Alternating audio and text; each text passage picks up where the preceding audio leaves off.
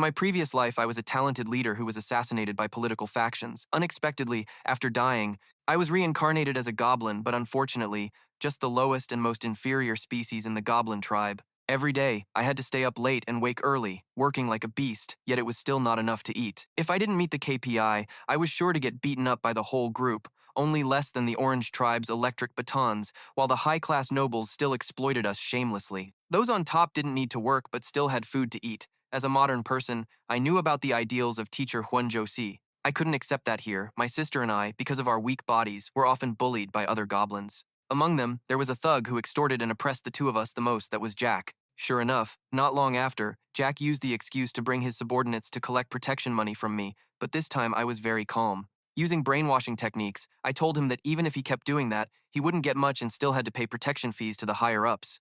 So why don't you guys try hunting monsters? If you risk it, you might gain a lot. Goblins are simple-minded. After hearing that, it seemed reasonable, so I became the strategist like Zhuge Liang, giving them the plan. I laid out a very detailed plan. In the mine, there was a giant blind centipede that relied only on sound to locate. With weak weapons, it was impossible to attack directly because its armor was too thick. My goal was to lure it into the acid pit and try to push it down. Everyone would clean up the trash, digging along the path and throwing bones one by one to attract its attention, but someone had to lure it into the acid pit. Because it wouldn't go in by itself, Jack was very cunning and planned to use me as bait, but my sister Rosa stood up to protect me. He's still in pain, let me do it instead. Of course, I wouldn't let my sister risk herself. I confidently took the bait role and told Jack to help me block the door when I returned. Actually, I knew very well that this bastard would definitely play dirty and betray me, squeezing every last drop, but the thug was still inexperienced and naive, and I read him like an open book. Meanwhile, the monster was showing off its shiny front armor. A reputable house like this, if it got hit once, it would either be sold for salt or crippled for life. I began instructing the group that when the monster approached, throw bones to lure it away. The guy behind would be responsible for driving it into the pit and rolling the ball. Hearing that, someone grumbled, "Why me?" Suddenly the guy next to him slapped his shoulder. "Who told you to brag about your speed? Then prove it. Don't move until you hear the signal. We'll lure it to the acid pit, and Jack will help lock it in there." Understood? Even Jack had to praise the plan after hearing it. The idiot's plan actually sounded decent. And so, after a while, the group started working, cautiously hiding behind a rock to observe the monster's movements. Then suddenly it lunged quickly toward them. Making the young man scream in fright, he hurriedly ran away like a swallow, fleeing desperately to a pile of bones. He immediately grabbed a bone from the pile and threw it toward the monster. He was so scared he had to close his eyes, waiting for his demise. But after a while, he saw nothing. It turned out the centipede heard the noise and left without bothering to attack. Meanwhile, on the other side, Jack was standing guard, silently. I raised my hand to signal that the centipede was coming. He cunningly thought that after killing the monster, he would deal with me to monopolize the credit. At that moment, I used the bone to tap the ground. Even the monster was scared and looked toward the deep cave. Then, in less than a few seconds, the monster noticed and growled as it ran toward us. However, it wasn't afraid but chuckled. Then it swung its arm strongly, smashing the bone toward the cave, breaking it. "Got you now, game. Once you go into the acid pit, I'll lock both of you in. It will kill you, and the acid will kill it." However, our plan didn't go as expected. The centipede stopped, staring at him, making him scared out of his wits. Suddenly, Hero Game appeared, distracting it, and shouted, "Jack, run! We'll drive it in!" Then Jack used all his strength from birth to run for his life toward that place. Wondering why it didn't follow the sound, I urged him to hurry inside, and after he and the monster ran inside, I quickly went to lock the door. It turned out everything was part of my plan. Foolish guys, next time plan more discreetly. At this moment, everyone ran to Z. "What's wrong? Thank the gods, I'm still fine." The game just showed a face like the house lost its rice book. Sorry, he made noise so it chased after him and then fell into the hole. But Jack was unfortunately caught by it, so I had to lock both of them up. "Listen, I don't need a reward, just watch over me while I kill Jack." I only know how to express my final respect for Jack's sacrifice like this. May the gods witness Jack's bravery. Then they believed it. "You escaped, you're talented. We won't forget this. I'll just take my sister away. May the gods bless you." And after they left, my sister finally curiously asked the game what really happened. Did Jack really sacrifice himself? Then he ignored it and replied, maybe it was just bad luck. It seems that Centipede not only chased the sound, but also the scent. Who would know? After hearing this, she didn't ask further. Right, karma is not surprising. Then they left just like that. But the doubt in her heart could not be erased. Scene change. Rosa urged the game, so, eat it. A fat bug was lying on the plate. I really can't swallow this dish. Goza, no. She still insisted. Come on, it's your favorite dish, and I even saved the head for you. The game pushed the plate of food away. Goza, no. But Rosa stabbed the bug with a knife, determined to make the game eat it. He reluctantly agreed to get it over with. The game brought the bug close to his mouth, clamped his mouth shut to not make a sound. The game's eyes showed horror. He couldn't eat this disgusting thing. He looked at her pitifully. Rosa grabbed the knife from his hand. I knew it. After the acid pit incident, I knew it right away. You're not the game, are you? You're a demon. Despite his efforts to explain, Goza put the knife down. I'm not a demon. I can prove it. But Rosa didn't seem to trust him much. Let's see. The game was a bit embarrassed, then suddenly remembered something. Maron powder. She didn't understand what he meant. I have a way to prove the truth with that Maron powder. I will drink the Maron powder we got last year mixed with holy water. According to the principle I said, it can exorcise demons.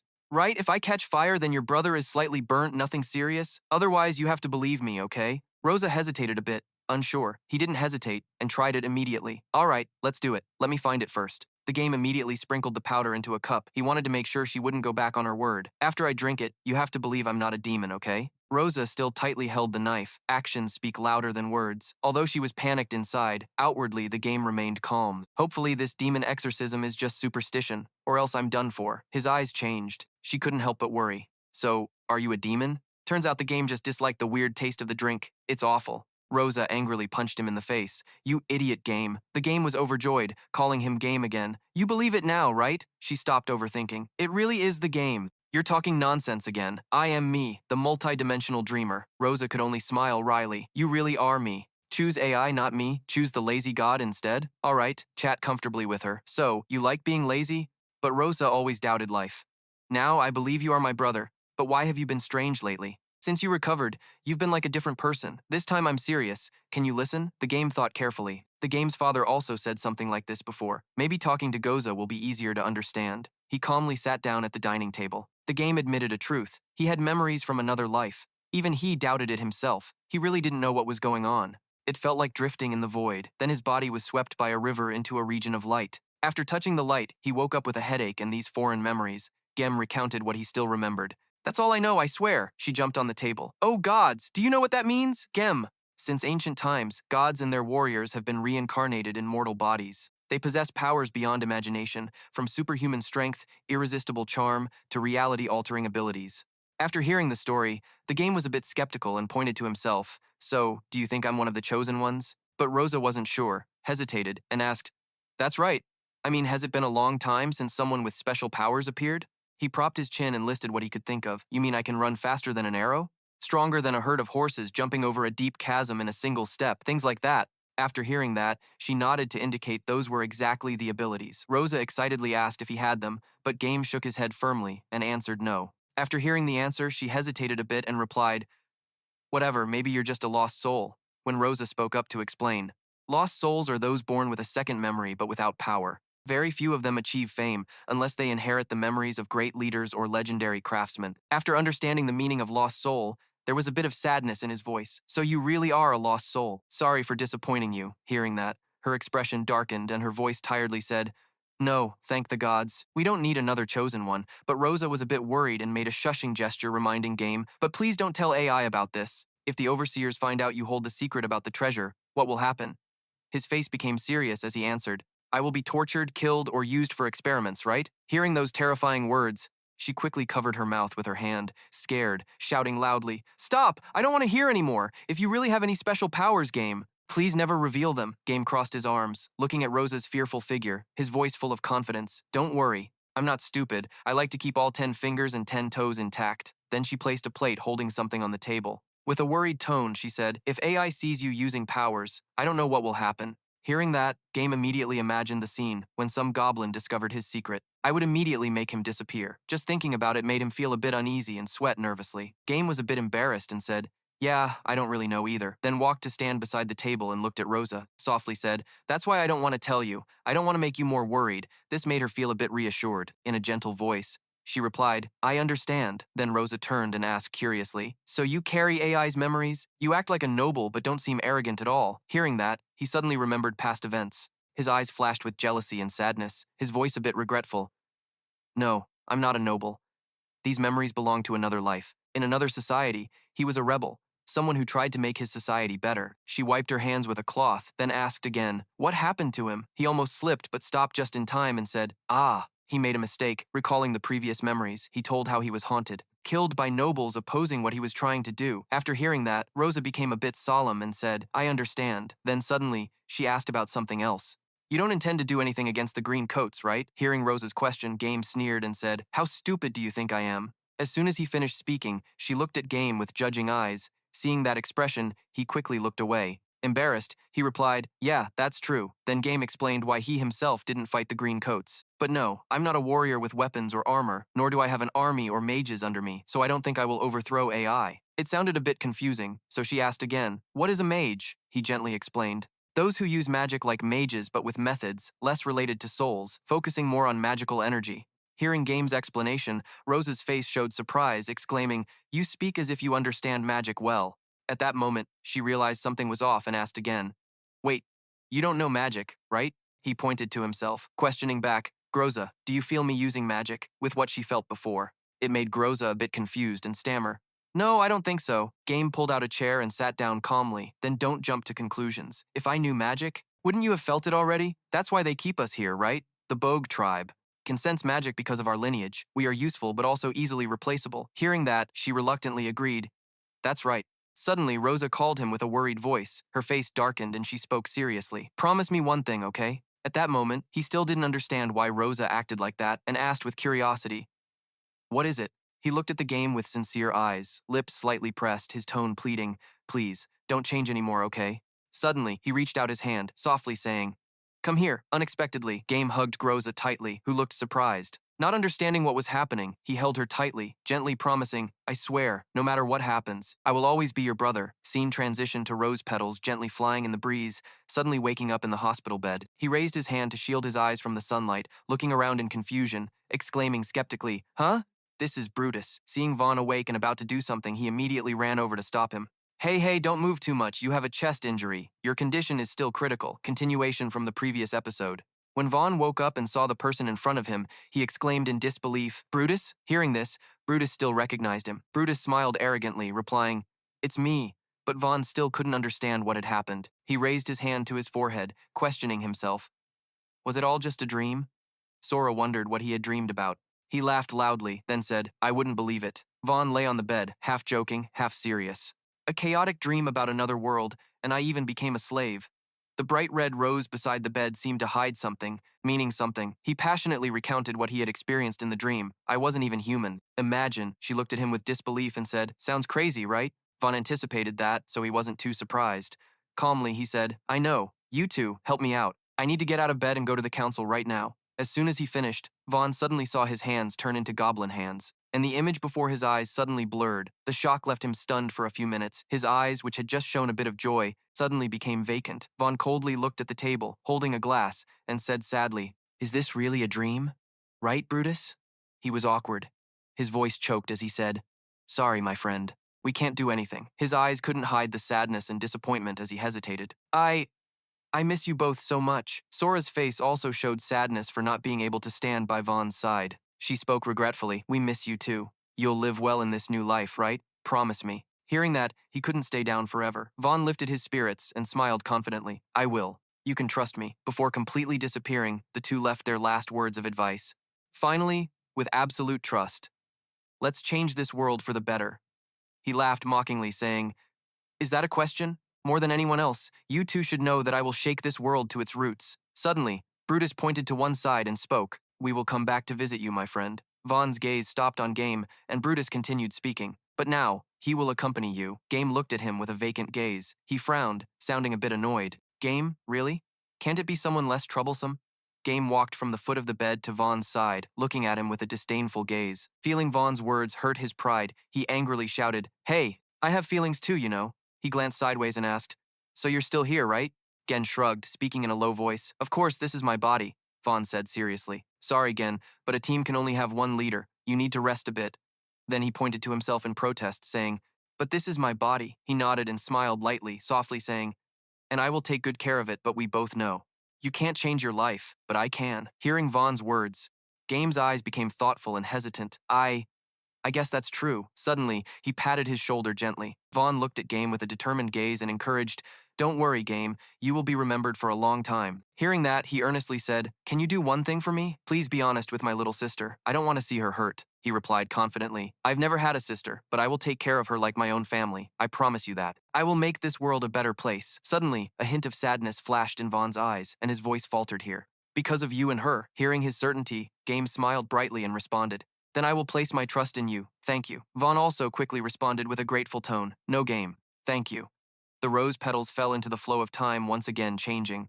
The dawn appeared after the mountain ranges, beginning a new day. Scene transition. Game and Rosa stepped to somewhere. Here, he saw his kind. She gently pushed his hand teasingly. I can't believe you woke up before me this morning and even cleaned and made breakfast. Were you a servant in your past life? Hearing that, Game frowned, clearing his throat, calling Goza. Rosa smiled with a pleased expression and replied, just joking a bit.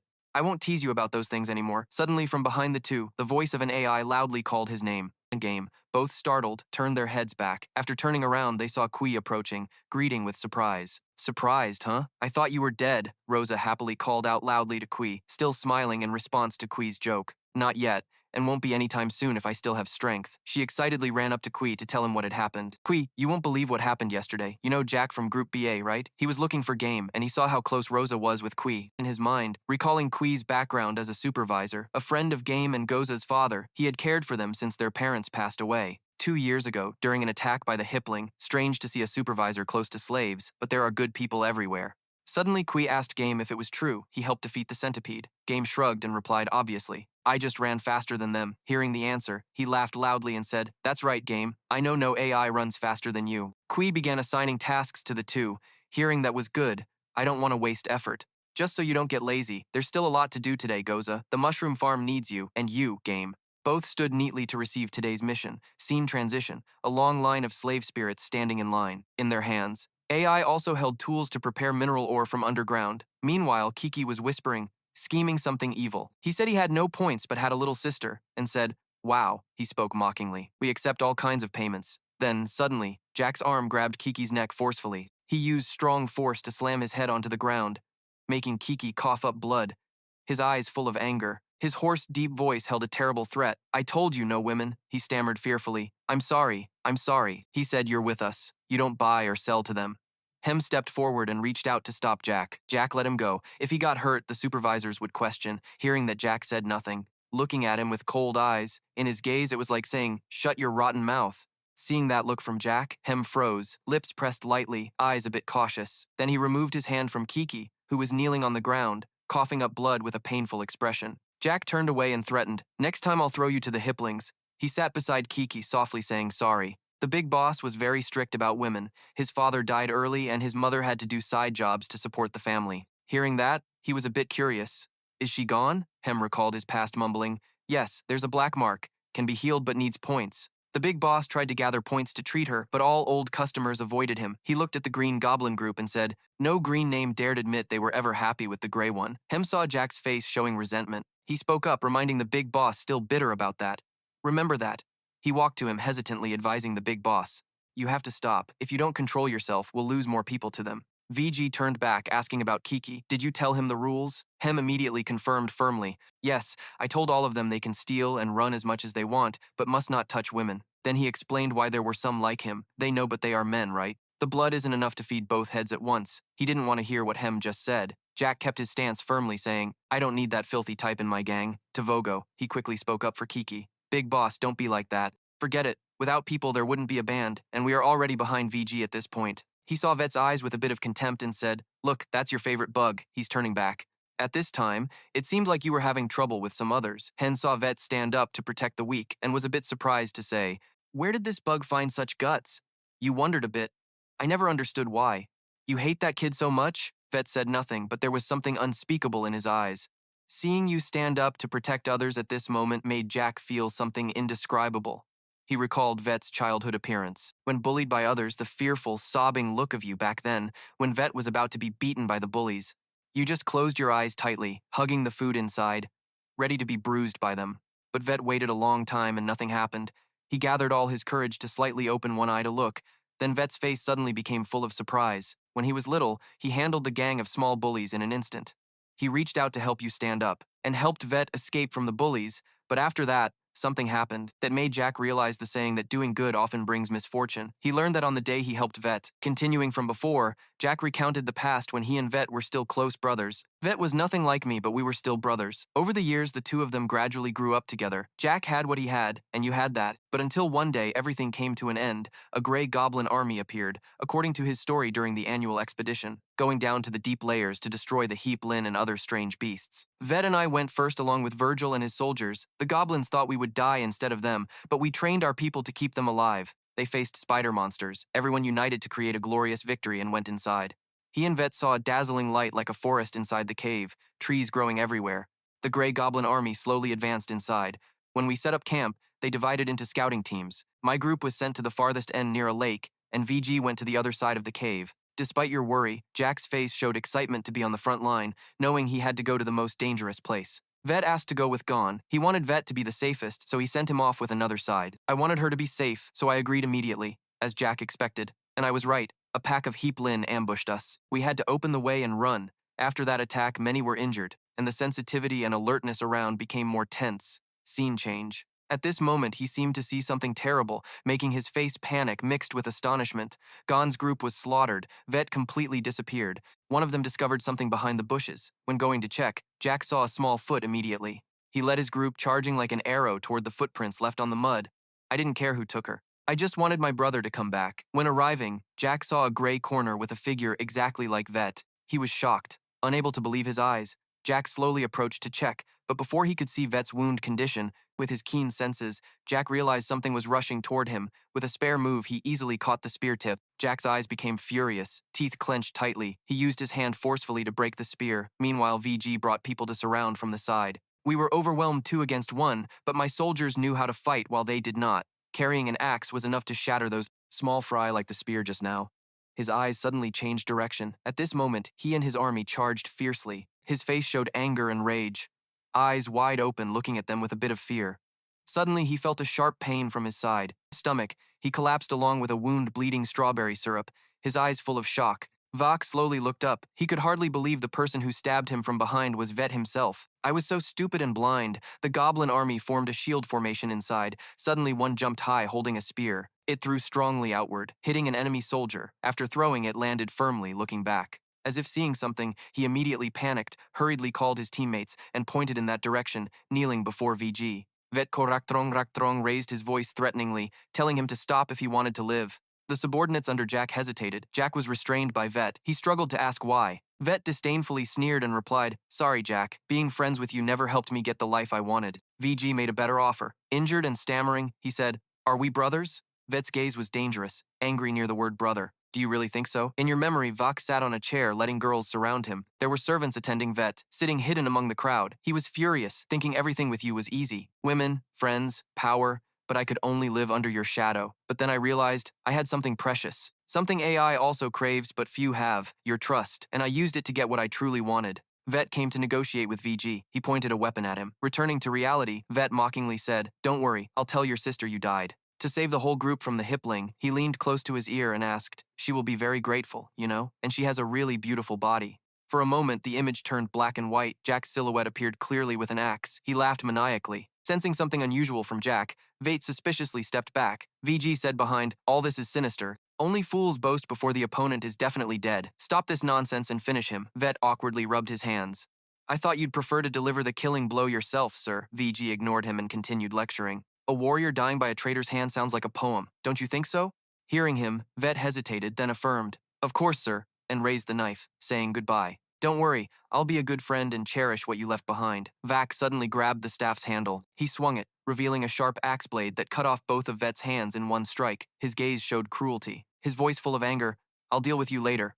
Vak charged at 2 nearby goblins. Causing them to panic, they shouted loudly, "Boss, what should we do?" The men from Jack radiated killing intent. He frantically slaughtered, "He's handed you to me." The enemy elders showed horror and fled. His subordinates were scattered like dust by Jack's men. Then Jack and Vet went to a place making him keep whining. "Jack, please spare me. I was forced. If I refuse, they'll kill everyone I care about." Hearing this, Jack coldly replied, "Then you should kill yourself." Vet sat on the ground and said goodbye. "Do better in your next life." Vet was confused. "What? What do you mean?" Just then, Vet heard the cry of some creature that frightened him. Mutated creatures appeared in droves.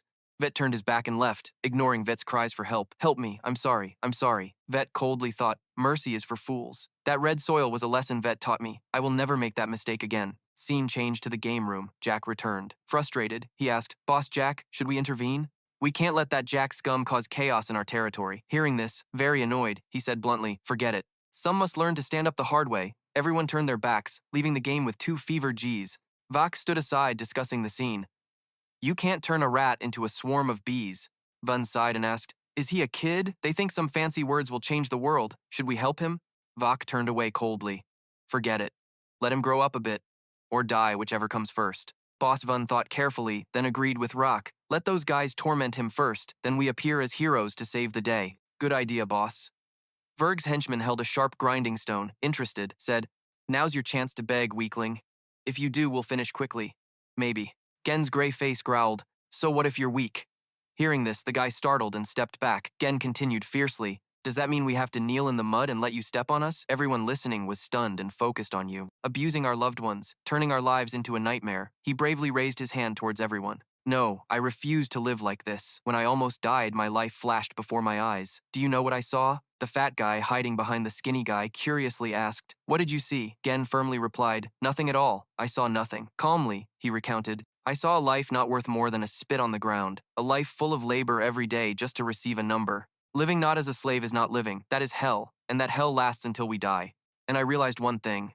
Since I am already in hell, why not fight? What do I have left to lose? Gen turned to the crowd and asked, what do we have left to lose? Without hesitation, he encouraged them. Are we weak? Yes. Have we ever been cowardly? Yes, too. But if we fight together, we can achieve the impossible. So, brothers and sisters, I beg you, lend me your strength, and I will lend you mine. I will be your sword and shield, and together, we will reclaim our dignity. The crowd was persuaded by his words, everyone cheering his name. One of them shouted in panic, warning Gen, be careful! Gen swiftly dodged the attack from the tall, skinny guy, sensing something. A small cut appeared on Gen's arm. Seeing that, the tall, skinny guy wildly swung his arm, but all his attacks were blocked by Gen. Suddenly, Gen counterattacked and defeated the guy with one strike. Calmly, he said, one down. Where's the other one? His gaze turned to the crowd. The fat guy had been beaten badly by them. Seeing this, Gen excitedly shouted, see? Our brother's VG is nothing. He and his men are just a few, but we are countless. Follow me, and I swear on my life that he will never threaten us again. Applause suddenly erupted. That made Gen look towards Rock. He looked at Gen and seriously said, Gen, we need to talk. Go-Ra hurriedly ran over, her small hand lifting the curtain that once shielded Gen. She stepped inside and pulled the curtain closed. Goza anxiously asked loudly, what did you do? Gen suspiciously asked back, what did I do? Goza lost her temper. Don't pretend to be clueless. Everyone is talking. Why did you foolishly kill VG's men? Gen calmly bandaged the wound on his arm and replied, that was necessary. Go-Ra confusedly asked, why? Why was it necessary to kill them? He casually answered, to make friends.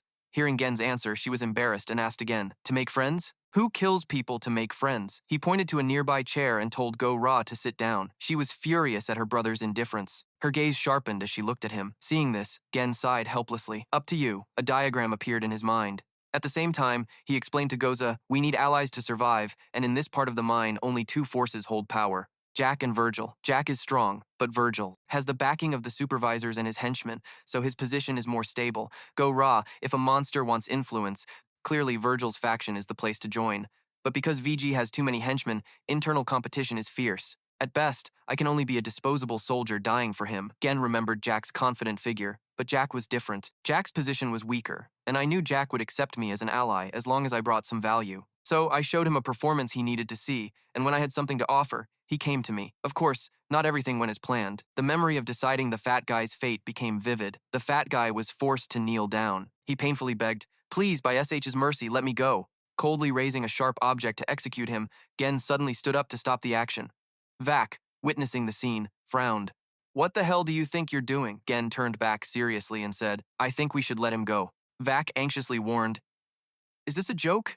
If we spare him, tomorrow he'll come back here, and next time it will be your head or your sister's. Gen shook his head to deny that. Vak started to present his opinion. Listen, whether we kill him or not, I've offended VG enough for him to hunt me down, but showing mercy to a victim of a life full of suffering can't be a crime. There will be times when we fall to the bottom of the abyss, and forced to find every way to become stronger. Some of us even did terrible things out of desperation. The gamer turned to look at the confident fat guy and said, I believe every monster deserves at least one chance to redeem themselves, because even when we sink into darkness, we can still swim back to the surface on our own. He patted the fat guy on the shoulder and asked him, can you still swim, my friend? The fat guy hesitated and groaned, tilting his head to look at his comrades. He was afraid that what happened to his friend would happen to him too. The fear turned into determination as he firmly said aloud, "I can swim. I can swim." The gamer continued persuading Jack, "I know this isn't easy for you, but we have to prove that we are different from VG. And what message is stronger than a message sent to VG?" The words the gamer said to Jack made him frown and ponder.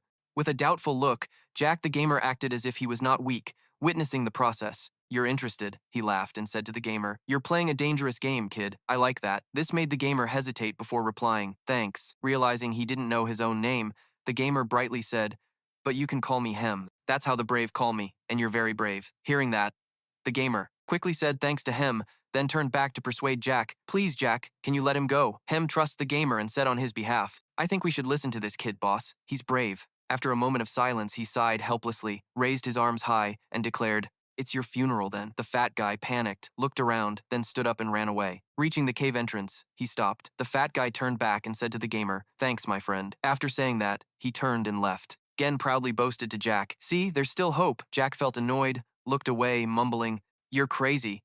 Some people behind started whispering, "Can't believe he let him go. Look, I told you so." The gamer ignored them and winked at Jack. Or maybe this place has lived too long on fear. He sighed helplessly and frowned, answering, "You might be right." Suddenly a voice rang out, "Have you two finished your little act?" Thought appeared with seriousness, causing everyone to be surprised and panicked. Someone loudly announced he was the supervisor. Vac saw the kid like a cat sees a mouse, he nervously stammered. "Supervisor, we." The gamer was beside him and happily called out the kid's name, Toast. He joyfully approached and shook Toast's hand. The two talked together and Toast spoke first. "Hello, gamer. Welcome to SAO."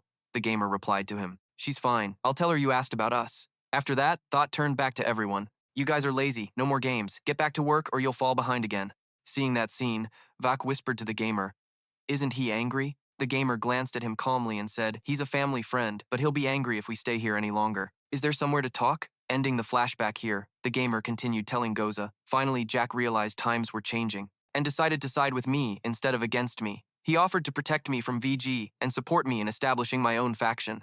Goza was curious and asked what he got in return. The gamer appeared indifferent and answered, "I agreed to become his servant and manage the buffer zone between his territory and VG." Hearing that, Goza helplessly asked, "So you're the new gang leader? Isn't that what you wanted?" The gamer denied, "Even if I'm an AI." Gen calmly affirmed her guess was right. Yes, he can't protect those he loves without power, and he's not strong enough to do it alone. He needs others to support him. After finishing, he pointed at Goza and added one more thing, "Including you, Goza." Hearing that, she doubted and asked question by question, "Is he still part of you, your brother?" Gen quickly changed his tone and answered, "Yes, he is, and he loves you very much." Annoyingly so. Goza's sharp and serious gaze looked straight at him. "What's your name? Your real name?" Gen, embarrassed, stepped back and said, "Do we still have to do this? If I say my real name and that I'm a demon, I'll have to run away to avoid being exposed. Otherwise, I'll be tied to you as a servant." Goza continued asking, "So what? Say it before I go find a nun." Faced with her sharpness, Gen reluctantly agreed. "Fine. His name is Leonard Aaron Vanderstein, but people call him Lep." Knowing this, Go-Ra seriously ordered him, "All right, Lep, hit yourself." Gen looked at his trembling fist, then he joked, "No, that won't happen." Go-Ra smiled brightly and said, "That's enough for you." Elsewhere, the fat guy hurriedly ran forward. He remembered Tay saving him and the words, "Can you swim, my friend?" The fat guy recalled his past. He had a wife and 2 children, until one day his family was cornered by Gelma's big henchman, Tay Sai. Tay Sai looked at his wife with lustful eyes. The fat couple was scared. Finally, the fat guy bravely spoke up to protect his small family. A hand rested on his shoulder. Tay Sai, with a bowl haircut, was interested in the fat guy. The fat guy was dragged away by their group, leaving his wife and children behind. He was forced to kneel before a cold Gelma man who looked at him with contempt. Then he sighed and waved his hand, seemingly agreeing to take in the fat guy. Next came times of looting and drinking, and finally, he abandoned his wife and children to be unfaithful. This made them sad. Scene change. A group of 3 were drinking together, then it was game time. Go-Ra dealt with the big guy in the group of 3. That scene repeated again. "Can you swim, my friend?" The fat guy held his head against the wall, regretting, saying, "What have I done with my life?" He remembered his wife and 2 children. "Haga, you can fix this. You'll see. We'll leave here and start a new life. I promise." He lifted his spirits, running forward while shouting loudly, "I will swim!" Inside the cave where the crowded market was, some were selling their loot, some were socializing. "Go!" hurriedly shouted. "I'm not done yet." Game ignored her. His sister glanced around with interest and said, "Are you planning to stay here all morning? I'm just shortening the process. I need to save money." Hearing that, she got angry because AI kept hoarding all her rewards. Game nervously explained quickly, I'm saving money to buy a wooden door for our cave. Go, Ra said disappointedly. Just a guy. And how many times have I told you we don't need a door? We live next to the guard post. AI will bother us, won't it? Besides, you get tribute, right? You don't skim from workers like others, do you? Gen, looking earnest, began explaining to his sister, it's not like that. Jack didn't give me this area because it's a gold mine. He gave it to me because he barely got anything from it. If there was anything, I would have saved money for him. By taking it from his hand. Go Ra looked at Gen suspiciously. So how do you get it if it's such a bad deal? Confidence rose in him from humble beginnings. Great things will arise. Just wait and see. Before I finished, a loud call echoed from afar. Lord Game! Lord Game! Game pointed to the newcomer. Still out of breath, Go Ra introduced. This is my new subordinate, Gon. What's up, Gon? He looked serious and reported, Lord Game, Jack just sent news that they announced a new expedition to the lower levels. And Vaughn tried to finish his sentence, in 2 weeks. This made Game and Goza thoughtful at the secret base.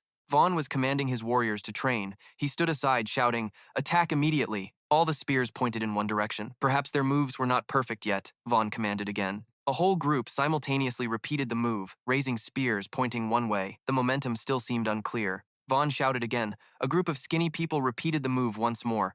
Like mass-produced robots programmed in advance. This time it seemed better. Vaughn stopped. He shouted loudly, stand at attention! Raise your spears! Vaughn respectfully told Game. They are ready for your inspection, sir. Behind, the soldiers stood at attention, one hand holding spears, the other raised in a military salute. Gen looked at them briefly, then said to him, thank you, son. Go check what they are doing. Gen's golden yellow eyes scanned a direction. In those eyes was a deep, unreadable depth. Following that gaze, 2 soldiers in the 5th row were not serious. They were discussing a seemingly very interesting topic, laughing and talking as if forgetting everything. Not letting this continue, Go-Ra rushed over like a bullet. He kicked the spear of the soldier nearest to him. That soldier was suddenly kicked away, losing his footing and staggering. Gen sternly reminded the remaining soldier, who was now standing at attention with his head bowed in apparent remorse. The other soldier couldn't even stand due to the sudden shift in balance caused by physical impact and was now face down on the damp basement floor. This is a weapon, not a toy. Stand at attention and look straight ahead. Clench your mouth tight, understood? Then he turned to explain their punishment to Vaughn. Each person must do 40 push-ups. Assign someone to supervise and have the other new recruits start combat training. Vaughn flinched and reflexively responded without thinking. Yes, sir. The soldiers were divided into 2 teams facing each other, ready to practice, while Game sat on one side as an overseer. They charged into battle and finally achieved a relatively favorable result, he concluded. I tried to teach simple combat tactics, and it seems they understood the concept. That good thing only lasted a moment in the end. Game couldn't help but voice his feelings, but in the end, they were just minors. It's no surprise they were easily defeated by the goblins. Although my soldiers were taught basic tactics, they simply couldn't match the goblins. When facing them, they could only choose the 36th tactic, retreat, to preserve their numbers and avoid attacks. Gen sat with his elbows on his knees, hands supporting his chin, sighed, and continued. The expedition's guide was injured and, thanks to that, we gained some time, but it's still not enough. Vaughn's face darkened and he remained silent. He somewhat understood Gen's mood and sighed. After a while, Vaughn broke the silence, hesitantly like a bride in a new home, and asked Game, Sir, I've never fought before, but I've seen some soldiers fight those goblins. Would it be better if we had ranged weapons? Game watched the recruits train without turning around and replied, Sure, but suitable wood for making bows is very hard to find. The upper class is stingy, and those damn goblins monopolize that type of wood. Vaughn panicked and spoke loudly. There was no repression, just calm and steady, as if they were talking about how nice the weather was today, not about military strategy. He glanced around and whispered, Sir, please don't speak so loudly. Gen understood Vaughn's feelings, but he was in a state of helplessness, lacking the motivation to do anything. Or maybe he had to try to keep some secret about something that, to him, even if AI heard it, it wouldn't matter, because he himself hadn't found a solution to this problem yet. He rested his chin on his hand again and sighed deeply. Game replied, I'm not an idiot. Vaughn is just feeling desperate. I really don't know what we'll trade for. To get an assault rifle here, Vaughn suggested. Why not use slingshots and spears in SAO? Gen now sat upright, no longer supporting his chin or sighing. He crossed his arms. He shared his idea with Vaughn. Most stones are too weak to penetrate the outer shell of the two. And the bogas can't carry too many spears. However, I think if we get creative, we could place something in the gaps of the leaves, right? Vaughn couldn't quite grasp Game's idea immediately and asked, Put something in the gaps? What can we do with that? Game replied, You'll be surprised. He explained his idea. You can fill them with all kinds of surprises. For example, paralyzing poison, sleeping powder you can choose freely. You could even fill them with oil and set the enemy on fire. Everything would be perfect if it worked, but harsh reality slapped him awake to the situation at hand. Game returned to his initial gloomy, desperate state and sighed wearily. It's a pity, but all of that costs money. and we've spent everything we had on wooden armor and iron helmets for the warriors. Vaughn responded excitedly. The warriors really like that, sir, Game replied. I understand. Game rested his chin on his hand and wished, if only we had metal bullets for slingshots, that would be much more effective. Vaughn asked, what about lead bullets? Are they effective? Game answered, absolutely. A good lead bullet can pierce an iron helmet. But although we can buy lead ore, we don't have AI to cast it. Vaughn opened up a promising new direction. Actually, sir, I think I know AI can do it. Gen widened his eyes in amazement looking at Vaughn. He sat up straight and asked him if he could do it. He explained that he was in exile, and my father saved him a long time ago. I will ask him to help us, but he won't work for free. Stop for a moment, Vaughn continued. The only thing I'm sure of is that it won't cost much. There is a promising direction ahead. Game seemed energized and stood up, hands on hips, excitedly saying, all right, that works too. Let's go meet him right away. And Vaughn scratched his head awkwardly, saying, yes, about that. Sir, he doesn't want AI to know about him except for my family and a few others. If I take you to meet him, I'll get into big trouble. The enthusiastic spirit Game had earlier immediately deflated by half after Vaughn's words. He sat down. So the situation is like this again? I guess he's too proud to let others see he has SA. How did it happen? Vaughn apologized. I'm sorry about this, sir. Game had no intention of punishing him. He comforted him instead. It's okay. Vaughn, go negotiate a deal with him, Danchi. This will be a big turning point. Yes, sir, Vaughn saluted sharply. Yes, sir. Saying that, he left immediately. At the same time, the two soldiers from earlier had finished their punishment. They dragged themselves over, exhausted from the push-ups, but still managed to say, we have completed the push-up punishment, Sir Game. Good, Game turned to the two soldiers. I have a mission for you. Do you know where the acid pits are in the Forbidden Caves? Although they didn't understand, the two soldiers honestly replied, yes. In a sluggish and tired tone, Game encouraged, come on. You guys go call a few more people and bring some ropes. We're about to have a little trip. Then Game stood before a monster. With a wide mouth and sharp teeth like spikes, the two accompanying soldiers and Vaughn were terrified upon seeing it. Their faces turned pale with fear as they stepped back a few paces. One of them couldn't help but ask, what is this? They were still terrified as before, their fear increasingly evident with no signs of subsiding. Seeing that, Game said to reassure them, it's already dead, don't worry. The soldier in charge pulled the monster out and asked him, where should we put it? Game pointed and said, put it there, leaning against the wall. Vaughn curiously asked, sir, what is this? Game replied, an old friend that we're about to utilize. Do you have the samples I requested? Without waiting for his answer, Game held in his hand the product of the person who would cast lead bullets for him and examined it for a while. Game gave his assessment, NDT-0. The weight and shape are quite good. Vaughn added, he is very proud of his work. Sir, Game seemed to know, I can tell from these patterns. Game made a request to Vaughn, give me a slingshot and we'll test it.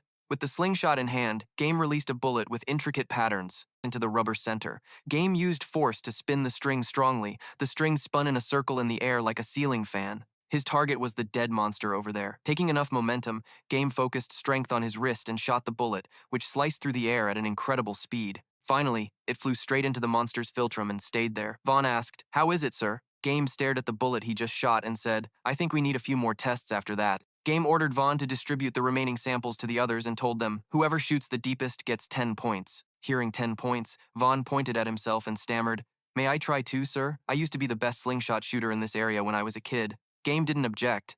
All right, let them see how it's done. Then Game took the role of observer. He concluded, in a bright future, even a boga child can use leaves to hunt for food. This will be a turning point. Yes, Vaughn, energized like drinking chicken blood, was eager to try, but the final result was probably not very promising. Game encouraged him. Better luck next time. Vaughn, practice harder. Vaughn responded softly. Yes, sir. Even his voice carried a strong sense of hope. Not letting him lose energy for too long, Game called him. Vaughn looked up at Game and said nothing, clearly signaling him to lead. Not letting him lose energy for too long, the Game called him. Vaughn raised his head to look at the Game and said nothing. The intention was very clear to let him command. And I just have to listen and follow the Game's instructions. He informed him that we need a lot of bullets, as many as possible, but skip the decorative patterns, we don't have time for that. And Vaughn finally brightened up again. He happily replied, yes, sir, then immediately rushed off. Seeing Vaughn happily leaving, Rosa standing beside the Game couldn't help but exclaim that it seems like that AI had a fun day. Jealous, he abruptly changed the topic to something unrelated. It would be better if you bought me a wooden door for our house. Rosa raised her hand to refute, her attitude shifting from normal to frowning and annoyed. How many times have I told you about this? We can't buy a new door, Rosa said, covering her face. Of course you know what happened to me today, right? The supervisor told her to take it slow because she was overworking herself to earn game points, scratching his head and asking, so that means... Rosa grabbed his collar and yelled, it's terrible! The game is awful! The person responsible works themselves to death but told me to take care of my health. After a while, Rosa let go of his collar, turned around with her back to him. Jealous comforted her. Look, Gosra, I know you have to bear everything alone. It's very hard, but it's all for our future. Finally, to end the topic, Rosa turned back and replied, whatever, once we're home. The game interrupted. Wait, let me cook. You just rest, at least I can. Before he finished, both were startled by a strange scent spreading around. Rosa reacted faster, asking, what is that smell? Then suddenly, seeing something, Rosa panicked and screamed. At that moment, the game finally saw clearly what was in front of him. Rosa turned away, unable to look straight at it, and screamed uncontrollably. Rosa sat down and vomited everything in her stomach. The game patted her back and said, maybe after all, we'll get that door. VG recalled a memory from childhood, confused by the noises made by those people. He was attracted by the delicious food displayed in front of them. One of them was devouring food greedily. Seeing him drooling, they sneered and said, that hungry kid. Another nearby quickly added, what did he do to deserve food? Let him find his own. Then the stepfather stepped forward, grabbed him by the collar, and threw him away.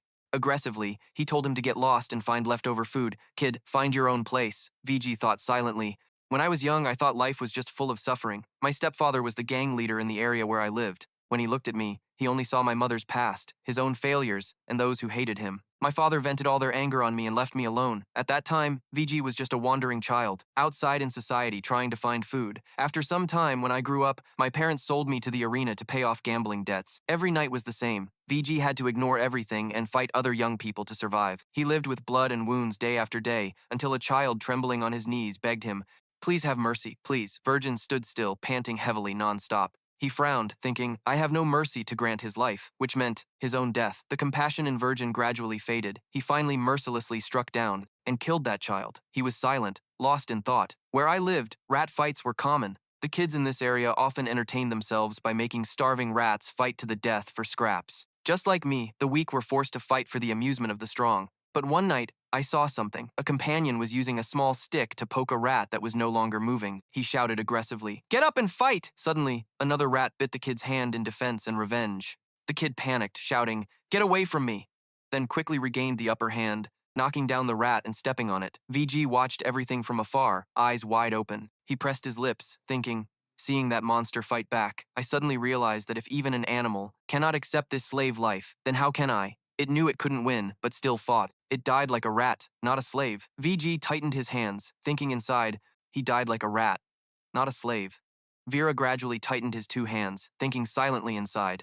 If a rat can be so brave and determined, why can't I do it at SAO? VG's eyes gradually lit up with a flame of determination. He kept reminding himself that on that day, he had shaken off the chains of bondage and only lived by one rule. That was his own law. Then one day, he used medicine on his parents in a neat way. But no AI saw it. VG blinked at his parents, silent and thoughtful. If my parents were more perceptive, they would have avoided this fate, and Google was not even regretful for his actions. He coldly thought, I have prepared everything very carefully. They will never wake up again. They taught me the rules of living in this world, so I took back everything they had. VG raised the blood-stained axe, his face full of indifference. He silently thought to himself, their life force and even their skin. He stood on the high platform looking down at the kids below, raised his eyebrows and shouted loudly, tonight you have witnessed the death of this old pig. Now tell me who you want to serve. A voice rang out, cutting off VG's stream of memories. VG put down the flute in his hand, silently looking at the one who shouted his name, threatening that guy. A fan panicked and hurriedly spoke to clarify. Sorry, boss, but VG sighed and urged him to speak. OS1. Boss OS1 hurriedly reported the situation. Boss, that's right, Gelma is a traitor. VG heard that and just lightly turned his face and nodded, responding, I understand. He walked to the clay statues placed nearby, picked one up and looked at it carefully. After a while muttered that it was really a pity. He recalled, when I replaced my father's position, I was surrounded by a circle of old men. To survive, I needed teammates around me. People with ambitions like me and Virgil remembered how I wholeheartedly chose Gelma as my man among thousands. He pursed his lips and thought silently. Gelma was the first among 10,000 people I chose to be a henchman. The abandoned bastards of nobles like me, those who share the same ambition for the future. Then he and his subordinates rushed to where the goblins were gathering and drinking together to ambush them. While they gradually fell into drunkenness, VG pushed the door forcefully and stormed in to capture them alive. VG firmly thought together, we will secure my position and our future. At that time, Gelma took the lead, killing the goblins who were barriers on their path. Making Virgil couldn't help but praise you like my own son. Gelma, my firstborn I chose. Back to the present OS1 trembling because of betrayal, kept wondering why SAO. He did that, I don't understand. A VG waved his hand to reassure and said, don't deceive yourself when I chose you and 2 Mo as my right and left hands. His ambition made him have only 2 choices, submit or rebel. Then he turned and placed that clay statue back in its place. He exhaled and thought that was only natural since I accepted all of you in. I taught that this world is truly unfair, chaotic, and cruel. I want all of you to achieve great things, without being bound by moral laws or gods. However, you reap what you sow. Boss OS1 finally regained composure and looked at Vogel asking, "So what do we do with him, boss?" Vogel sneered and coldly continued, "Don't worry, the arena is being built right now. We just need to wait for the results." Oswan was startled and hurriedly said, "That's why SAO, you told Gelma to send those heads to the game's boss." Vogel just nodded and replied, "That's right," Oswan asked, puzzled, "but boss using the heads of the Piog family is a bit excessive," and VG rubbed his chin slightly then said for a 5-star minor, "Not all like that guy. Pog hesitated to commit crimes when seeing benefits for himself, but when reaching the limit, we think we can shed the past." "Boss," he laughed, nearly a whole laugh, then coldly continued, "I never told them to kill or kidnap women. They did it themselves. But when conscience bites them, they blame me." Oscar heard that and asked back, "But you didn't stop them either." SAO Boss and Verg shook their heads and replied, "No, not exactly. If I spent all my time supervising them, then we wouldn't have grown this far. And finally, it was useful." He paused for a moment, then continued. "His sons died, at least that way. His life would be more meaningful." Virgil recalled the past with a bright smile and said, "Fortunately, Bolo saved his wife and daughter from Gelma's reach. I guarantee they were taken to a safe place. That's all I can do." He looked up at Oscar and ordered to report to Gelma. Report that Gelma gathered the army and attacked the game's forces. That young man has built quite a large army. It's time for us to test them. Oscar nodded and replied, "Yes, boss," as GA reached out and took the flute, raising it to his lips. He quietly fell into thought. "Don't let me down, game. If you really are yourself in the base." Game was discussing battle plans with everyone, pointing out that with the forces blocking other routes, their army would have to pass through the corpse-eating cave. "That's where we want to hit," Game said, then turned to Vaughn and asked, "Are the barricades ready?" Vaughn immediately replied that the soldiers said they were ready to face death by tomorrow morning if necessary. Gen gave Vaughn a cold glare, his tone turning icy as he warned it would be so if they weren't prepared when Gelma's army arrived. Vaughn quickly answered, "Yes, sir, I will remind them of that." He hesitated, looking uneasy. "Sir, I'm a bit worried. The soldiers are quite scared. We're outnumbered, and most of our troops have never been in a battle before." But Game cut Vaughn off confidently. "But listen, from ancient times, generals have always sought the blessings of the gods. It seems some things are universal, even if they're superstitions." The scene shifted to a cave door opening with mist flowing out as Game stepped in and loudly called, "Hello, is anyone here?" Suddenly, 2 goblins in cloaks appeared behind Game. "Finally, you've arrived," Game asked. "I'm here to see the nun Kataga," one of the goblins replied. "All who want to meet the nun must be purified first," then pointed towards the cave entrance beside them. Inside, they followed the directions and saw an old goblin woman sitting there. She said, "I'm here to serve the Meron water purification." Game recalled the last time he drank that terrible water, shuddering slightly. "Meron water, huh? Great. Hopefully this time it works better than last." "Where do I get the water?" Game asked. The old woman replied, "The gods will provide. You must fill your cup with Meron water." From each hanging rock, Game watched intently as drops of Meron water fell. The woman said, "You seem eager." Game sat down and answered, "I'm about to join a battle. I don't want to miss the fight," he added. The old goblin looked puzzled. "Strange. Most soldiers would flee from battle," Game replied. "Maybe because I'm not ordinary." The atmosphere grew tense. The old woman asked meaningfully, "Why is this battle so important to you?" He answered, "I doubt you'd understand." The goblin woman then shared her thoughts. "This is the temple of Jaja, the goddess of war. You should understand better." Game's eyes showed no fear, calmly accepting her words. "You're right. This battle will decide my future. If I win, I can change this world into a better place. If I lose, the soldiers and I will be killed." He raised the cup and asked, "Is there enough water?" The old woman told Game to drink. After a sip, Game grimaced, his face turning pale as if vomiting out his soul. It still tastes like a sewer." The old woman was silent for a moment, then said, "You said you'd make this world better. Why do you fight?" Game put down the cup and took another sip, answering, "For justice. I want the world to be fair." The old woman reminded him, "Young man, no world is fair. The world is inherently unfair. Fairness for one means injustice for another. Fairness for you is injustice for others. It's an endless cycle unless there's bloodshed." Gen's eyes sharpened with suspicion, then questioned the old woman again. "It's strange for a worshipper of the war god to say that. Isn't your god bloodthirsty?" The old woman replied, "The god Zeus only wishes for the best for this world.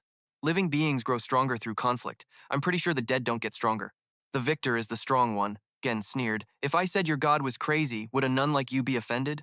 Hearing Gen's question, she laughed loudly and said, "All gods are crazy if they were normal. Would the world be like this otherwise?" Gen pondered, staring at the cup, his voice full of determination. "Then what choice do I have but not to give up? To live a life like a worm?" The old woman continued whispering in his ear. "You're foolish. Your heart full of rage. So blind that you don't see you're fighting the wrong enemy. The gods are not against you. The person was doing as they wished, not caring about what the old woman said, and drank the entire glass of water. He looked at her with an extremely serious expression and asked, "Then tell me, Sister Kataga, who should I fight against?" She seemed to notice the difference between him and others, and praised him. "Not too foolish." "I see," Gem said calmly. "You have quite sharp teeth for an old nun living off plants." The old nun replied, "That's clever, but no, I am not a deity." Gem didn't care, and responded, "Whether deity or human, I will defeat them all, and any AI that stands in my way will not be spared." The nun saw his stubbornness and still wanted to stop him. A world formed by blood will still be a world of blood and violence. The person was challenging the mad gods, or simply carrying out their will. Gem smiled lightly. She was saying that he was just a pawn. The old nun asked back, "Are you sure you are not a pawn?" Gem didn't answer but stood up. "Enough of these superstitions. I'm already sick of these things from the orphanage last time." Seeing this, Gem turned his back and left. The nun asked, "You don't want to pray for Jaja's blessing? For your army, Seo?" Gem didn't look back, just waved his hand, signaling no need. "Let your god decide to bless the AI. I have a war to win." Seeing Gem return, Vaughn immediately asked, "How is it, sir?" Gem's expression was very unstable but still answered, "It's fine. The war god has decreed to gather everyone." While he was still thinking, not knowing what to say to everyone, they gathered. And as Gem started to speak, "Everyone, we want." Before he could finish, a loud shout came, "The nun has arrived!" The nun appeared, surprising everyone.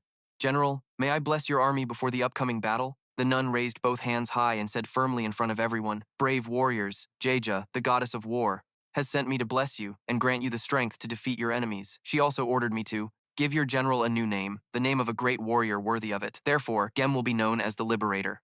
Gem was extremely surprised by the nun's words. Below, the AI also shouted loudly, "Liberator." Gem immediately turned to the nun. "How come?" The nun didn't let Gem finish and looked at him with determined eyes. "Your time in the shadows is over, Gem. Let the gods see what you can do." Two wounded soldiers were helping each other into the base.